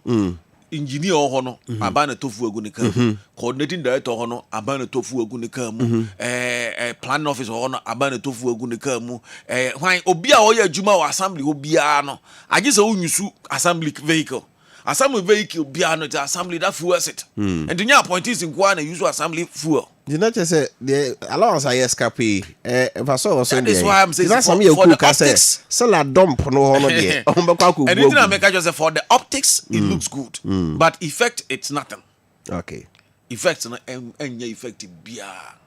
On the mention, just had to make an so what every dipana yimwa go to parliament for parliament to ratify it and take it out from the basic salaries. Okay, to hear and tax I pay. How do you see? Oh, suddenly Americana, they say they carry. We as a robbing Peter to pay poor. I'm saying I'm more canto. They say robbing Peter to pay poor. You buy an daho. You buy an daho. The Americans say, I cannot. I is a legacy debt, and this is for a bokanibi. Be bread go. Ya ba ya ne be pɛ kwan bi so a yeso ye de be tekare na sefo na ye de yes adwuma de nyina so de ba ho entinya MPP fo ana ye ba ye ba beto ye biara nka NDC fo e ba na eka fu aka bi ani ho de be ka ti ase ye ba ye no ma boka ne more just that as government in governance and as a government is a process obi ba odo so abeto aso no so de be ka no de bi aka ho because o hwe sa de ya wo ka ho asema sa ka ne sa taxi se na wo ho no, he live in as for there were dada. I don't buy no musi a year free. Yes, I don't guy. See a yin a scrap putting in and doesn't scrap. He live in scrap was a ye living. Nay, I say, yen ya to na a gen. So I told Annie no your money a day a year and supplemented by budget in terms of fuel. And a give eating in for the 511 buys a try about free a whole street. And I'm buying a muslim ye live free. More you way from my way free. After the mass aqua for the same a year crab by the boarding. We have calculation of e-levy. E-levy top fuel out top credit usandiska. Then do 100 is an end. And so will be a way prepared to say be a some of us who send 500 but you send 100. You won't pay anything. And no one day the let me say economists. I don't got yes. That's all I can say a pencil or double. What am I saying? Me pray boost on my maybe because it's not you pray and I'm a I can't answer the head all these things. You look at the waste, you cut it. What am I saying? I can't answer be a live lavish life. Be a just be a on your sick fruity baby. What am I saying? Next on fun accounting in your but your mass knowledge now. My very cautious. Economically, you do everything. With expenditure, you do calculation before you give it out. So what I mean, but some of us are also philanthropists. We give out where necessary. What I mean, and I didn't have cost no. Now we are sad. Ya Joe 100 cities by in Tuaka. But me ayenes over 100 maybe percent 1,000 men 100. No, we first 100 now now we 200. Over time to swap. Now my time to swap. We don't 100 we don't carry me sending no same the bia me sending back 100. Some Tuaka. Never catch you say. And they won't say it. And now Cobros has one secure to crown. It was a percentage and but where the end you fool and go see wa can you be any hunimwa? You do 1 liter. Na 1 cedi meboa 2 liters 1 cedi 3 liters 2 1 gallon between 4 cedis 50 pesos na so ko 5 a year friend say gallons 5 gallons on nam the audio na ko for mo cars yakesi no obu be 20 gallons and 30 gallons you can imagine the amount of money I will betua all them mention it's a lot of things they better Ghana for so Ghana o ma quadruple E-levy no na ye ka no mo so we o ba quadruple na o mo de gise de free no right. But ni nyina ne say o mo fanya adwuma ene de aban amamuo de revenue ne those taxes na de bu o man ti magia some mo de betua ka na so ye calculation no so na me che na hwa e say sika o mo gye no 1 year per e so mo ye tua ka ni nyina sir yes okay because we the consumption of fuel in Ghana per year on me che no now the amount of money e da ho. Now can multiply 1 cedi no by the total amount of fuel I spend in the whole country now. You get a 1 year. A car that won't get me tria. Sir. Yes, a car that won't get me tria. Well, and energy minister be share press. It means that calculation. And yet, a 2 year child now. Say, can I see a Giscandia, a tria Canada? A chakran, a flip right. But that's it. But that's it. On our can come out and come and call our way with Zai Coco. Honorable. So my microphone from Kakramame. Fantastic. Okay. Honorable, the night ye came, why a government appointee paying? Mampany so a scrap of food allowance. Honorable can catch it himself no cry a kit to a be. Indeed, ye be there's just a cow appointment letter. President to me issue a fiat, so a trim. How do you see it? This man paying the OS why are there? The Edica, the Mefasa, when you so Maakye, Mempetuas for 1 hour team free in Sutakwa, my people so, and in Crashing in a no Mushia Miamacas, a quick queen, see a quick queen. Dan way na say na ye to nyumo no dia for go right nti be share wo bibia na fe Maakye Kessben 93.3FM nyina ene menua Kennedy gentleman Kennedy na say de metani ni hia pa gabe say every week hia omo mo frɛ no emso mo energy ye ho nti you tap but me pese me catch them in Kennedy ni MPP fu bia say ya omong tanko kan yileviasem momon ko kan yileviasem unim de ntia make sa no de ntia make sa ne say omo kra omo tie beto aba no omo flag bearer say oba obeyi yilevi afri ho na say ye afri ho amo de kankan ho asmaye na che se mo nim say yilevi no enye de ye beboa enti me hu ni ntia ye say MPP ni bia kan yileviasem say ye yilevi afri ho ye free ho because mo kra mo say enye na mo ba mo ye free ho na te ye free ho mo bi anka ho asem bio so o ka ho asem de na say de na mo ka no na mo ka no kwa because ye levy no anyway say no enya de kro na mo gitu mu say ye levy no eni ye levy de ba no enya de kro nti na mo so mo ba mo bi ye free ho over the American no who tie me Nijo pa aha so no mo so mo ba mo bi ye free ho nya sa na te good. After the Moka was my day, and so some can want them cry. Right. And to a year free one, a yes, you free hole because no more crammers will be ye free. After the toss you, offer. And yet, Pierre Gimico, and ya grown the idea, yes, ye reset economy no, ye reset Ghana no, a resetting fan ye, and no more be breed ye, dear resetting. After ye diversionary tactics, say be oh, ye day 1 CD on later no, ye day banuntin ye pes ye deba. Eya mamuo no bread do see ye bibi ne ye e bread do see ye bibi ene ye na fei na oka bibi fa special fund bi ya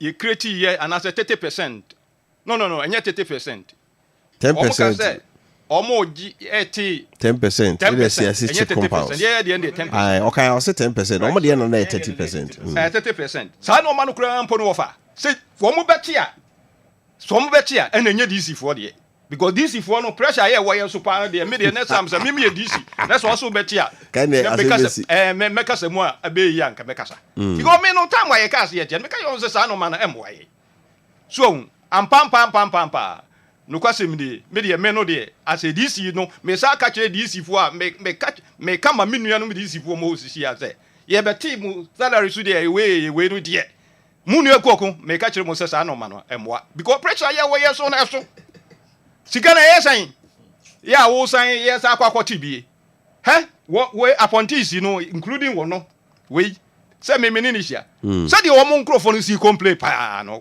former NPP appointees ya especially wo mo DC for no ya ye titi wo mo yi no say the wo mo ni si abre no nya sem keto akora bi da me gidi sa amwa ye de na mpa mo tete na no oka bibi say special fund no ampa ye de ye adwuma pa yo ba ka auditor general report na sen wa kire mu no enya bicycle ye na ye ti ye se de ye adwuma enti no sen ye auditor general no kire ni mu no ye NDC fo ye na ye sika na ye ti enya bicycle wo ye nya ti efri ye yimu a ye sika ye na account for ye de ye mo de ko ye no ba dey say come oh yes cheap compound people ho eno ne ya call hepic no yes o si dan na o say hepic benefits yes eno na esenke ye ohun na fe na de ba kwa ye ohun nso na say enye equitable ana say se ne ni che no kosi ye no na ase e ha dwene kakra because ye nyina na ye te ye mimi say ma nya bi but there are other areas here ya obunya bi okay so ohun eno ne ade ye ha dwene kakra wo ho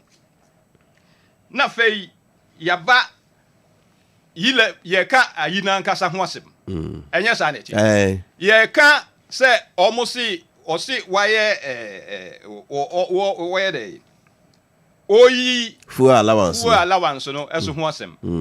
Mr. Chance ebe na mo bo apade aba.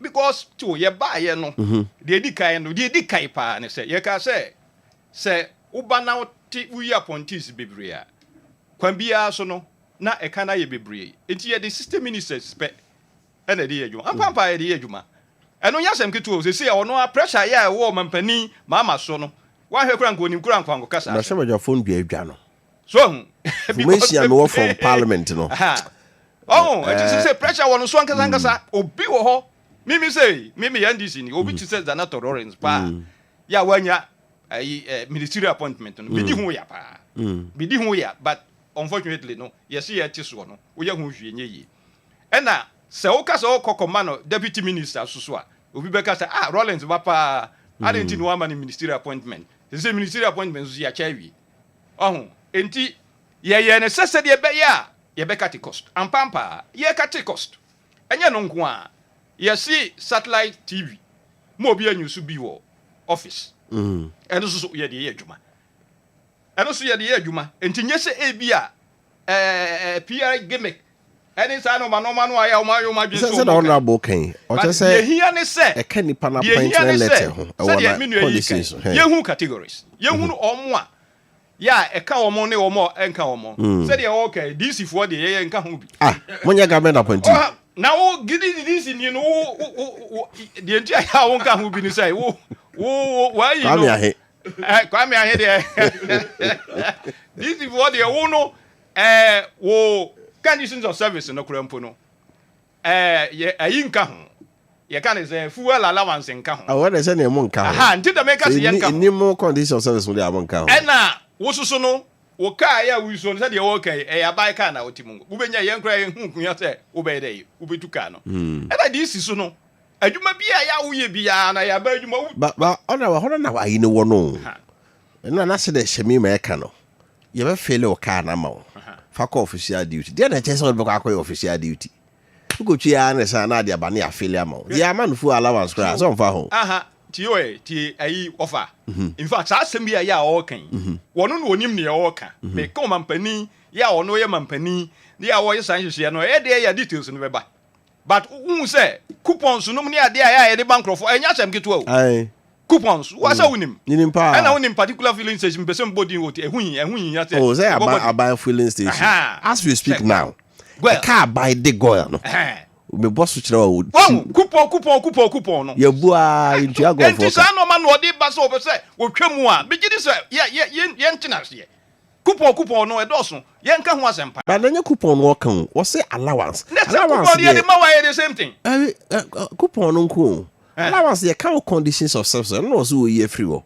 ba say wo ko ba bi ne ba wo de coupon akwakoju fuel say na different ni nyina agura me gidi sai ni nyina ye nka to kan se bia coupon se na sami oku kan ye scrap se dump wo koji fuel no ye scrap no de a ni ehun se ye serious ai offer na me kan no se ni nyina akura no ebetuma ba se ni nyina akura ka ho bi ni ento ye bo ase ni entie ni okay full statement ni me nyan ready but me gidi se ni nyina me gidi se ebeka ho be ye sure pa se beka ho coupon no ene sa allowance ni nyina na me gidi se wo ka ho asem because say from where he is sitting no there be a minua your friends the Kennedy e ka say bibi kitua bi no me ade but from where ono mampani ba bia ye wote no ye ohunu no ye bia nye eno ne ehunu e bia ohun say eno no kakase pa enti opekwan bi so a ya obetimi e maka no so ate a e say yete na se so ohun na say bia coupon no ye bete so say omo aya omo ni say ye ma omo fuwa no ye ma omo ana say omo a ye ma omo fuwa allowance so ate ase as government appointees no omo sa kwaji coupon no ene efi na kure sa ye fe ne san fuwa allowance ne ye mfa magu biwa mo me ye ntena se na ye nkate da cost me de me fi say de nti ye wo ye sa ni nyina ne say obeso okate da cost enye pia okay enye de be feed na ko to 1 gallon obetua force if the say drop for say e ba say the transport fare on betum because unwashed do well obi na ABB obi na ye bibie the same no yi kan legacy da bia na ye kan sa so asiase na legacy na waba mfie nwotwe de benti ne ye esla ye esla say ye pese ye hwe say e car legacy no ye energy sector debt no ye be hwe say betua because of ye nyina nim say bebi na yakosumbo enkanea na hydro electricity ne bo no wo fom enti electricity bill na say tariff no na enkosoro afa duru ba bi no ne ehun say no hydro no nko na ntimi mwaye ene ye say de bui dam e ka ho ye de bui ka ho bui dam no kura ka ho no still enso ye ena ye nim say the year prior to 2020 elections, that was, I think, 2018 or thereabout. No, which year?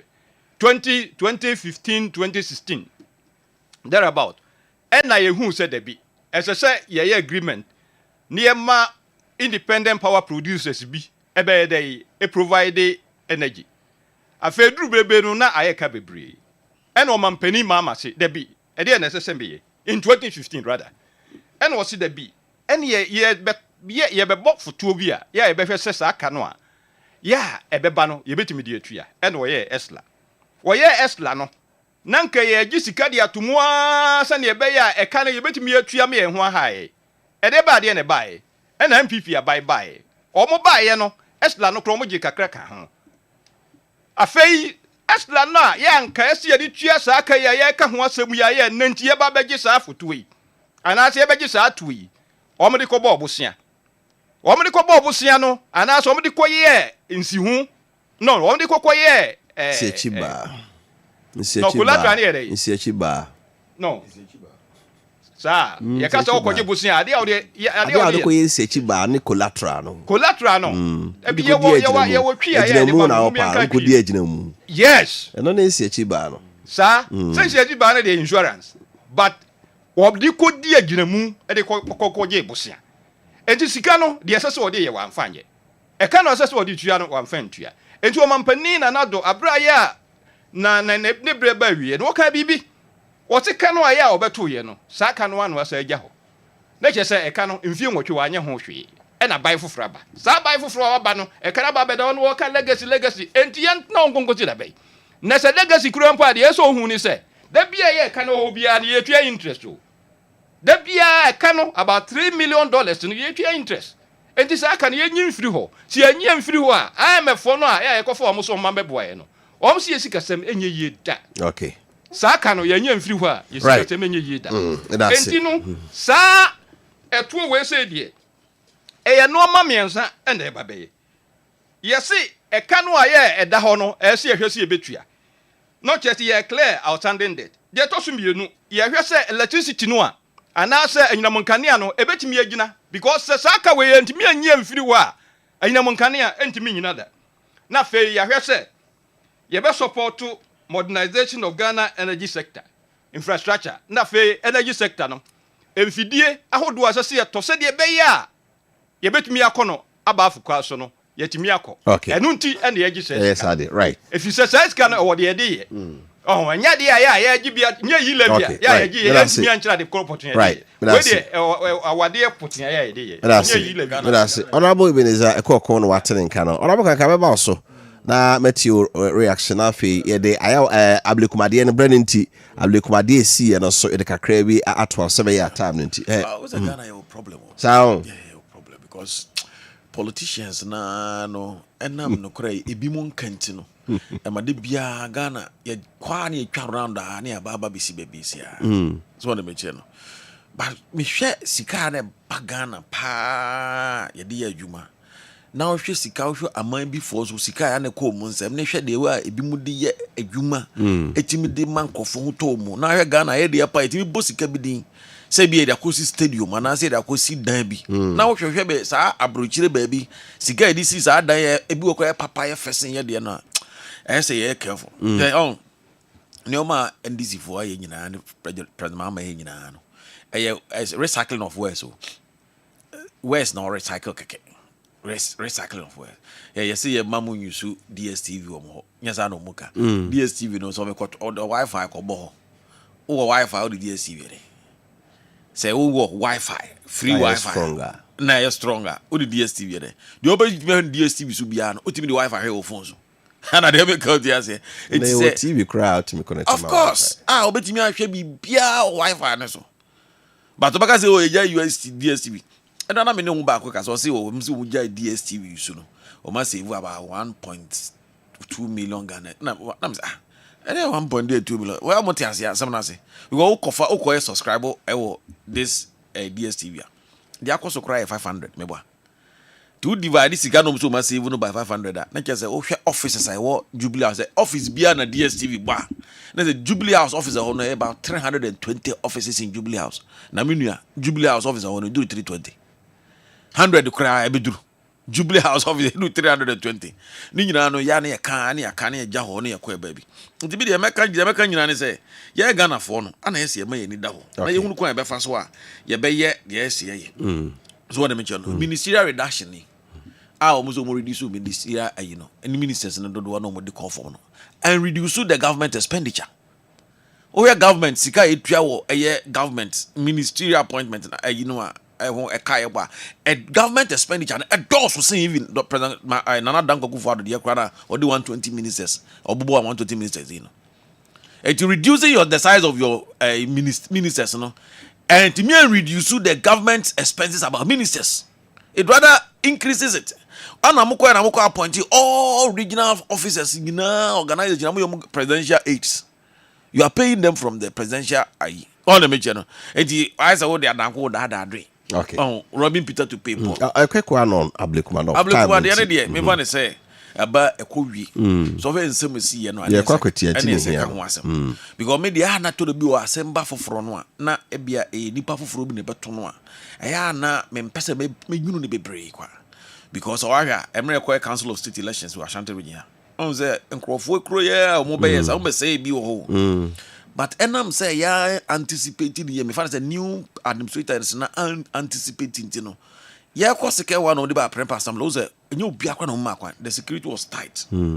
So na me gidi say Ablekuma de you know amaye hunu ha wa e bisi so baka ye kokuma ba election ko du kuma unu penche bisi kuma ba election ansen ya e ma ye koduru asen south asen north no who say ye amu tight security no because kuma unu ma ye has start be say ahwini ya asen north be dangerous the same scenario anabe the see wa Ablekuma no e be say ma ye hunu e ma idea about the betimi asi wa akwatia because all Ablekuma politics na ho na enti say eye ebia by election aba be say bantama ozo be zo NDC be fast MPP be fast simple and aba election aba ho ozo NDC be fast simple who say Ablekuma de no na it say cosmopolitan area amanfra for na tete the same thing na akwatia so amanfra because of the diamond na ye na akwatia no enti so share the situation in Ablekuma round no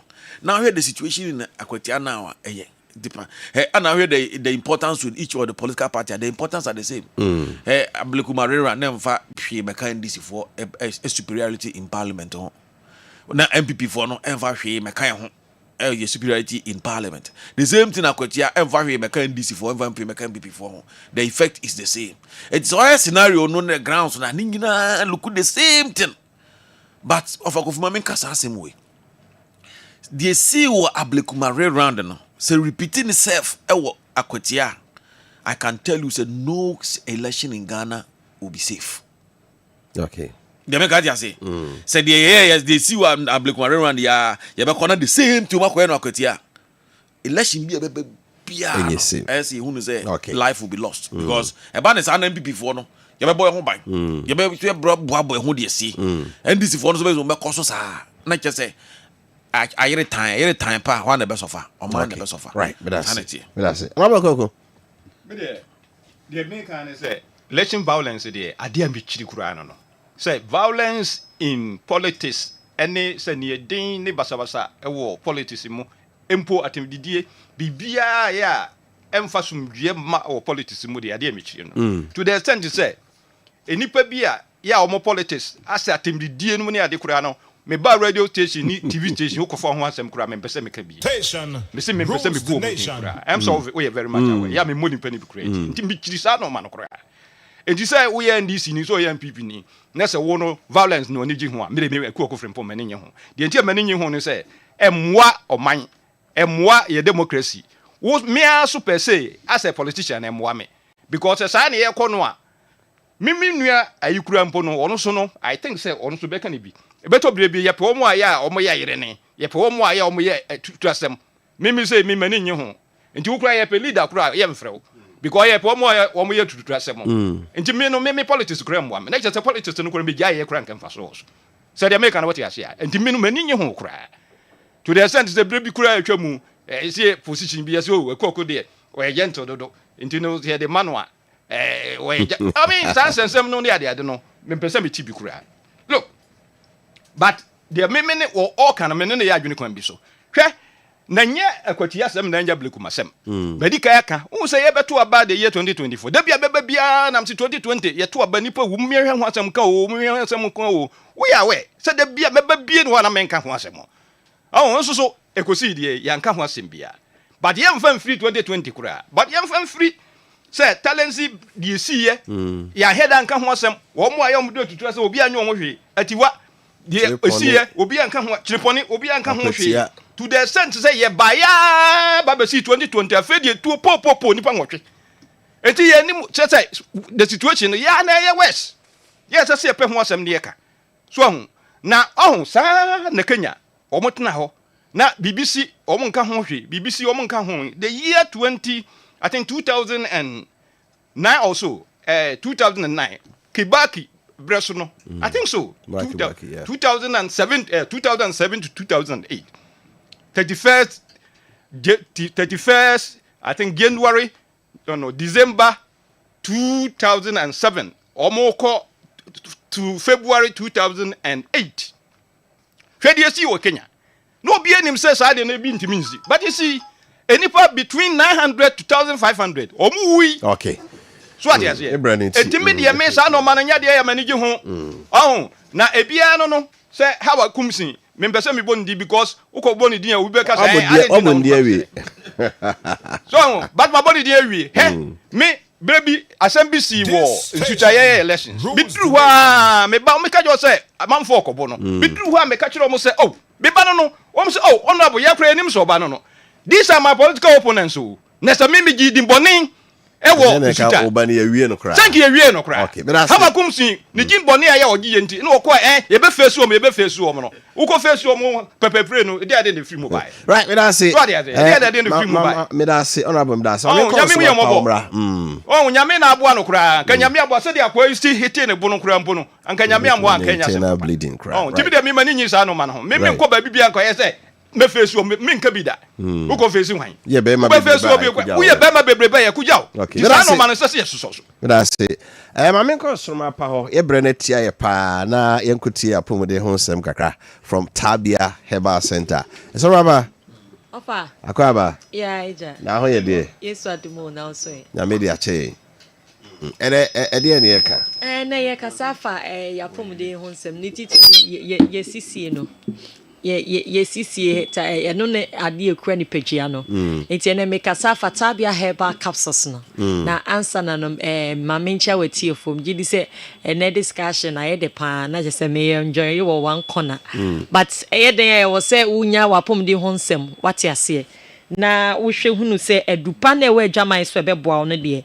Tabia Herbal Company Limited ye product no eno ene beboa wo ye wo enupa 9 na we adwaman so Tabia Herbal mixture no Tabia takum Tabia zanike na zanike ne de na nsese ne sinya ntie se nkrofo se omko mu nya bi no mesira wa wo kona wo nya bi akọ the next pharmacy I see amafoaji atumpa amafoaji atumpa very good very very good for immune booster ne sore throat yare no infections na very good pa it will cause our pharmacy no nya bi move to the next pharmacy ebi wo ho de koto bi maye adaroma open dodo atu nsu dia na ese colinac mo ne Misty Herbal Pidank mo baseline pharmaceutical mo PF mo obi a oton eduro bia no ko ho abenya bi etu na ena ni maye hwe bibi se on say yesisi na na de nam da but say koba say ho ekote chima keto bi say asem kese untimi sorry nko ba bi abra osisi atechima enti misre no so eye niema hodo be eye niema bebre ofa eye niema bebre pa kanantimi ala jo so e now much na wa okay sisi enu kra yemu ni titire kra me ni yie pa mesro tie mi anope ma me wate so sisi mu ya oya emu hyehyew emu keka emu dodo a edo ne etabia herbal capsules no eno de mesro ye nom ne se malaria de no pacho eno ye capsules enti wuto a eno ye ya kedru ebeka enti bomodia ne peda onko baabia ye tie ni yie pa ya na course ne ba obi o se me koto ye no an kyere me enti makofa capsules ni mienu ebe haw ebe kan on se e kan wa obewura washroom enti me pa wo cho pe baabi a washroom ben wo na afei etimi ayo mu adwuma kama na watimi akoyi flames a hodo starch nom cholesterol nom efi wo body nim na afei ni padua na a restart so e was all restart your body no we insrade ni anwan ne indomie na hodo a wadidie na musro aya me to na mamsrade na otumi ka se twasrade to so mane obi ana akọ ginegina baabi eni kwa se ginegina e basa obi hia tabia herbal capsules no why kese bia brusu bebre e basa kwa na affect your bones no wo ye kese bebre bruso a e kan wo bones no onan na esi from the bones ni nyina affect obones afi na start na ma woto ase twetwen na twetwen ana man na ye mfiamfia se ni kwa de bokese omusi ni bi ba wo betimi edidi nnuane bi a enyi sem fata na cholesterol kosro pa it will be o ha wonso or ya slim pa ba obekọ hospital akọ check in cholesterol no na was so bebre che obi also be 5 times obeka say doctor na me de ese menso but nnuane bi a wodidi ne wo habit bi a wo ye nti no e ma cholesterol no ekosro eti abasa na e wo say bosumunin bia no ka obenya tabia herbal capsules no on say obenu no ba ko na watche no anu ba ko na watche na say 4 days in 1 month ne de na wo say o body no utimi restarting ne ma yi ne ma fi bia bi mi na bi body no mu aye kama aye fefefe e de amount obi bi o se de ne ye ka no so wo ye be ma pa na sisi yare to so anokwasem e de so obetutu e de no so ye one factor enti ye mema bebre wo ho a mo wo sisi ne enemu yare de low sperm counts ne ade no e ye osisi na e wo so wo yi sisi ni mu flames ni fi bia free ho se be ya eno ebetimi ama obema ni mu bema ye ni mu ensem no ayedru enti misra no pay the tabia herbal capsules ukoto bi adwama so amantwam ukọ offices wo dwom utna oto so che wo ye adwuma bi a utna oto so che pa dia ni nyina yesisi nka utna se kakra na nka o ze be 4 hours bi na the 30 minutes bi na se 20 minutes 10 minutes bi na wa sorry wa nante but obi ho betna se demu ni nyina owie ya na asa akotena ka mu oduru fia na asa akotena living hall no ahwe TV a odware ya na asa akoton bed so nante kakra kra ni life ni e pasa o affect sisie no o the pressure to sisie ni so enti usisi ni be start ya ya ye dro tabia herbal capsules no nya bi no no mo a e be yi usisi ni mo amaman ni nyina afedie kokon so wo ne so ye ka sisie ni so kokon so another factor pa eno so ha adwen obi o ha sorry abe 1 week ni nyina no ntimi nko washroom ha je we di nnuane akesie sei na wo se de body ne mpe no eyi free mo e fa hen ti wonya tabia herbal capsules na on the constipation na yem tim ne yare no ono no bia eyi sa de ne nyina free ho ye number ne 0243 68 61 0243 68 61 and I say 0245 74 92 06 0245 74 92 06 ena ebio unse yenyini ko yempanyi fesu a efree be 70s 65 80s mo kona ya ne nya course ba eba sa unse body ni sa call back to ne normal yin kwala abrema afi na bibia ye okay enti e basa mpanifo sa no constipation no etai ko so enye obia na ho no wa ahoden a ode sorry akoye edwumaden enti won se edru ni ya kadro sa no ti sa mpanifo sa no ubenya nka capsules ne ba ko no chem fama no on say basa na ho de ni nyina wo fom enti se de eduro ni besia ye ni mu adwuma na obesori awura washroom no obi amen na wa amon mpanimfo ade bia na ekọ ha adwen enti mpanimfo saa na omo wo saa sisi yare problem e wo saa constipation no unya tabia herbal capsules ni bi ma de ni mfi ni wa animu from 75 ontimi nya ne ho hwe na pulse ni koko ni ayamtim wono so 80 mu ho okro ni nyina no unya tabia herbal capsules na uyi ba ko anka chem fama no so ho nanka onnom na emmoa na afewa mo ani akọ no ho na wa hwe hunu se niema na ehu hia woni padwanim no afiri ni padwanim kama yedro tabia herbal capsules no o makola no fu a menum bi wo your pinfo nso a mesro menum bi wonya mfiedu wotwe so atabia herbal capsules no menum bi open dudu atu a obekọ Colinac herbal Misty Herbal, Baseline Pharmaceutical, PFA Pharmacy, Yellow and Orange, NNA, Genai Pharmacy. Omunyina to yenru ni bi. Minim baby a okwa wunye bin kind so ye repassionum na nabo atinum dependable tinatet mo tribe of Judah hallows omunyina agi yendra omoton. Ena wokọ ye kan say takrade nso so a mensa ho say Charles Nindiemo Obuakwa Pharmacy omunyina wo ho omugi yenru ni bi.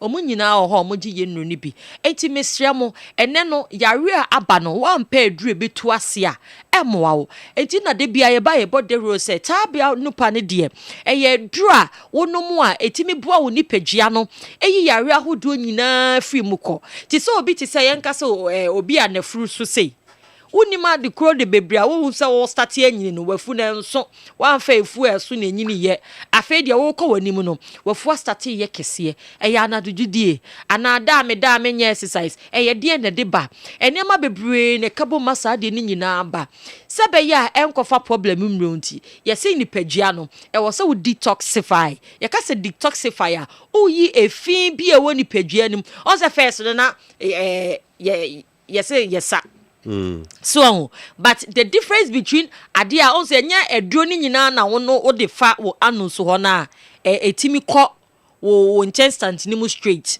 say de nyankopon hihye ni padua no say wo sa de wo say kọ wo to anu ho no na ewurawura wo to no ho no kọ ye adwuma ne beye but umu ni de wo sa wo no maduro no kọ umu na enu no timi wurawura etaya na muslim bi wo ho aduro na onum kọ umu no timi ye adwuma paa yi echen de wo de besa no wate ase enti ene no se de ya nanom panifo no ohwa ase be busumi ni de ase na wotwe ni de ase me nsae ene no mpacho haban na wo de kosa no konya we enti eno na si jama ye enti ni na doctors for anim dit say Dr. Christian Akosi Agyeman ono ne na doma chede no no enti saa de adaje na de be wrenwrem akotete say nubina ni nyina no e Watabia Herbal Company Limited eno na ye yakotete de Watabia Herbal Capsule say wo de na wotwe bia yi ba kofa nom ne replace asa na obesa no na hwe de aduro ne beye Watabia Herbal Capsules de ye ntina ha ndwa yenum eye very good eyi sisie mu amaman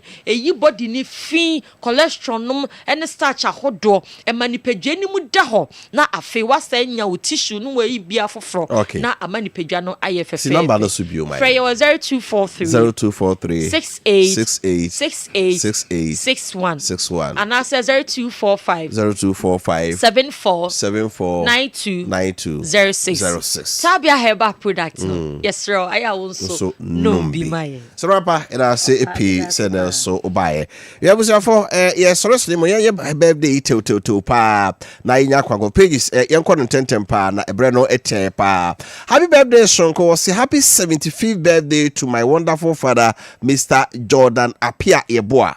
Mr. Jordan Appiah is a retired educationist. As you celebrate your birthday today, may all your desires find a path to fulfillment. We every teacher kujo tepa enyine susu eno wade ba se ne papa ura Jordan Appiah Yeboah ene wenya emfie de sunum nyame mfa emfie bebre kan kwa na ho. Happy birthday to you Reggie, we so free Rosemary say Reggie ne wonso ne ya woda so nyankompon ma ye ni adoye eni wachi. Happy birthday sonko na ose me de ma me lovely mother Mrs. Anita Ifa.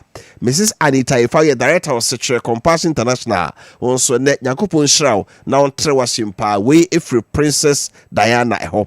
Happy birthday to Mrs. Vivian Adobia Baminta. Mrs. Vivian Adobia Baminta. We are next, 7 military hospital and crying. We if you Mr. Napoleon Baminta. Mr. Napoleon Baminta no mano. Omle de awda pay Emma, okay? From your TFOS. Happy birthday, my lovely son, Dominic Osea Ado. Num Okusko, God is Great International School, Kufuridi Asokore. Or see me heaven smile on your new age and grant you endless favor from your father, Godwin Sechiado, Eki Nanado, or we are Juma Ewo, Ghana Kuku Board, Regional Office Kumasi. Happy birthday, Enkoma Lucretia, in Shraba. Buesi Asari. I say every night I count my blessings, and you are always at the top of my list. I thank God for giving me the privilege to be your parent. There is no greater gift. Happy birthday, my beautiful daughter. May God bless you from your parents, Mr. and Mrs. Asari. Happy birthday, Enko Emma, our lovely daughter, Anna Mary Abena Frimpoma Amankwa Usu Faith. Or say, may all your wishes come true today and every day. We cannot think of a bigger blessing than being your parents. We pray that God continues to guide your every step as you continue to live and enjoy life to the fullest. Okay. From your mom, Millicent Owusu of Germany, family of Enterprise Life, and your dad, Mr. Koyo Adum Amankwa. Happy birthday, Enko Emma Comfort Frima, aka Oba Ovatosu and Mandela Market. Or may this day bring you endless blessings, good health, more money, and everlasting favor. We love you, dear, from the entire family. Over. Other agent what I say Baba number to the Baba. Number number 0244 388 059 0244 38805 no so pobia no subanye. Okay, right. I was for your source to say Joe Lakai betrase no the midfield as good mu nsem no e dia brane mom Nana Sifa Abraham Sifa wo yedwuma ewo CBG Consolidated Bank Ghana unia bema Ra Michael Opoku etafre Nana Poku anase ubulebu da form memenda ebe Nana Abraham Sifa ya wo CBG unia eye no baso ewo kuma ubodmase memenda ebe te osiadofo nyina onim se baba abejano sejo laka eba beden de Kofi Appiah wote kwabara osudan kwa enka na afi mana me abo abansi bia no emae yakrabo. We'll be right back. We'll be right back. Gotta pay some bills. Fioracide bio. Eura, shoka say na on to approach that. What? Come on into any and fam me so. I'm not for abeni. We are 1 week now hun to wa. Metu afifia. Hey! Esan, me pa gon too soon bia ofia. Enti se yare aye nya den. Monko Grace Gifts Herbal Clinic. Sabe kwata achachane emu mpa ho a. Yare bia obese yefro so. Apart from Kumasi ohim, wo be branch ka sie power chimota. Petroleum Bungalow. Family Life School opposite wa. Grace Gift Herbal Clinic. Eya no kre wa ben pa. Awo na wo penes wo mo duro no wa nhwe ya. Wo be hu mienu asemiensa bom. Prostate, ulcer, cancer, typhoid, stroke, diabetes and hypertension no nyina. Eya ni fichire. Wo ya bema na bema no so.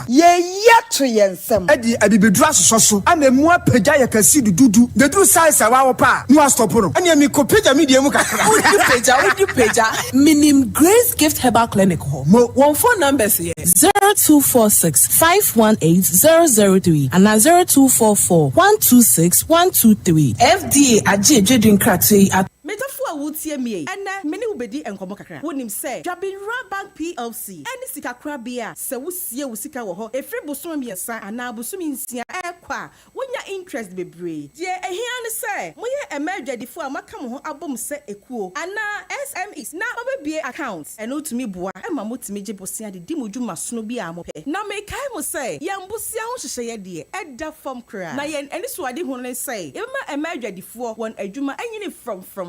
Now yan fixed deposit accounts in the DA. I will homa obibia. Jabinra Bank PLC. Yan other services in Ebinie. VIP cash collection services are a year free. Susu savings. So we ye and now so bad for dear was sorry and now where they now per se baji juicy come out dear. A year akwanya sa obeto oza a fred Jabinra Jabinra Bank PLC. Now make I will say, yen SMS alert news free. Fryer was 0271409340 and 0579792712.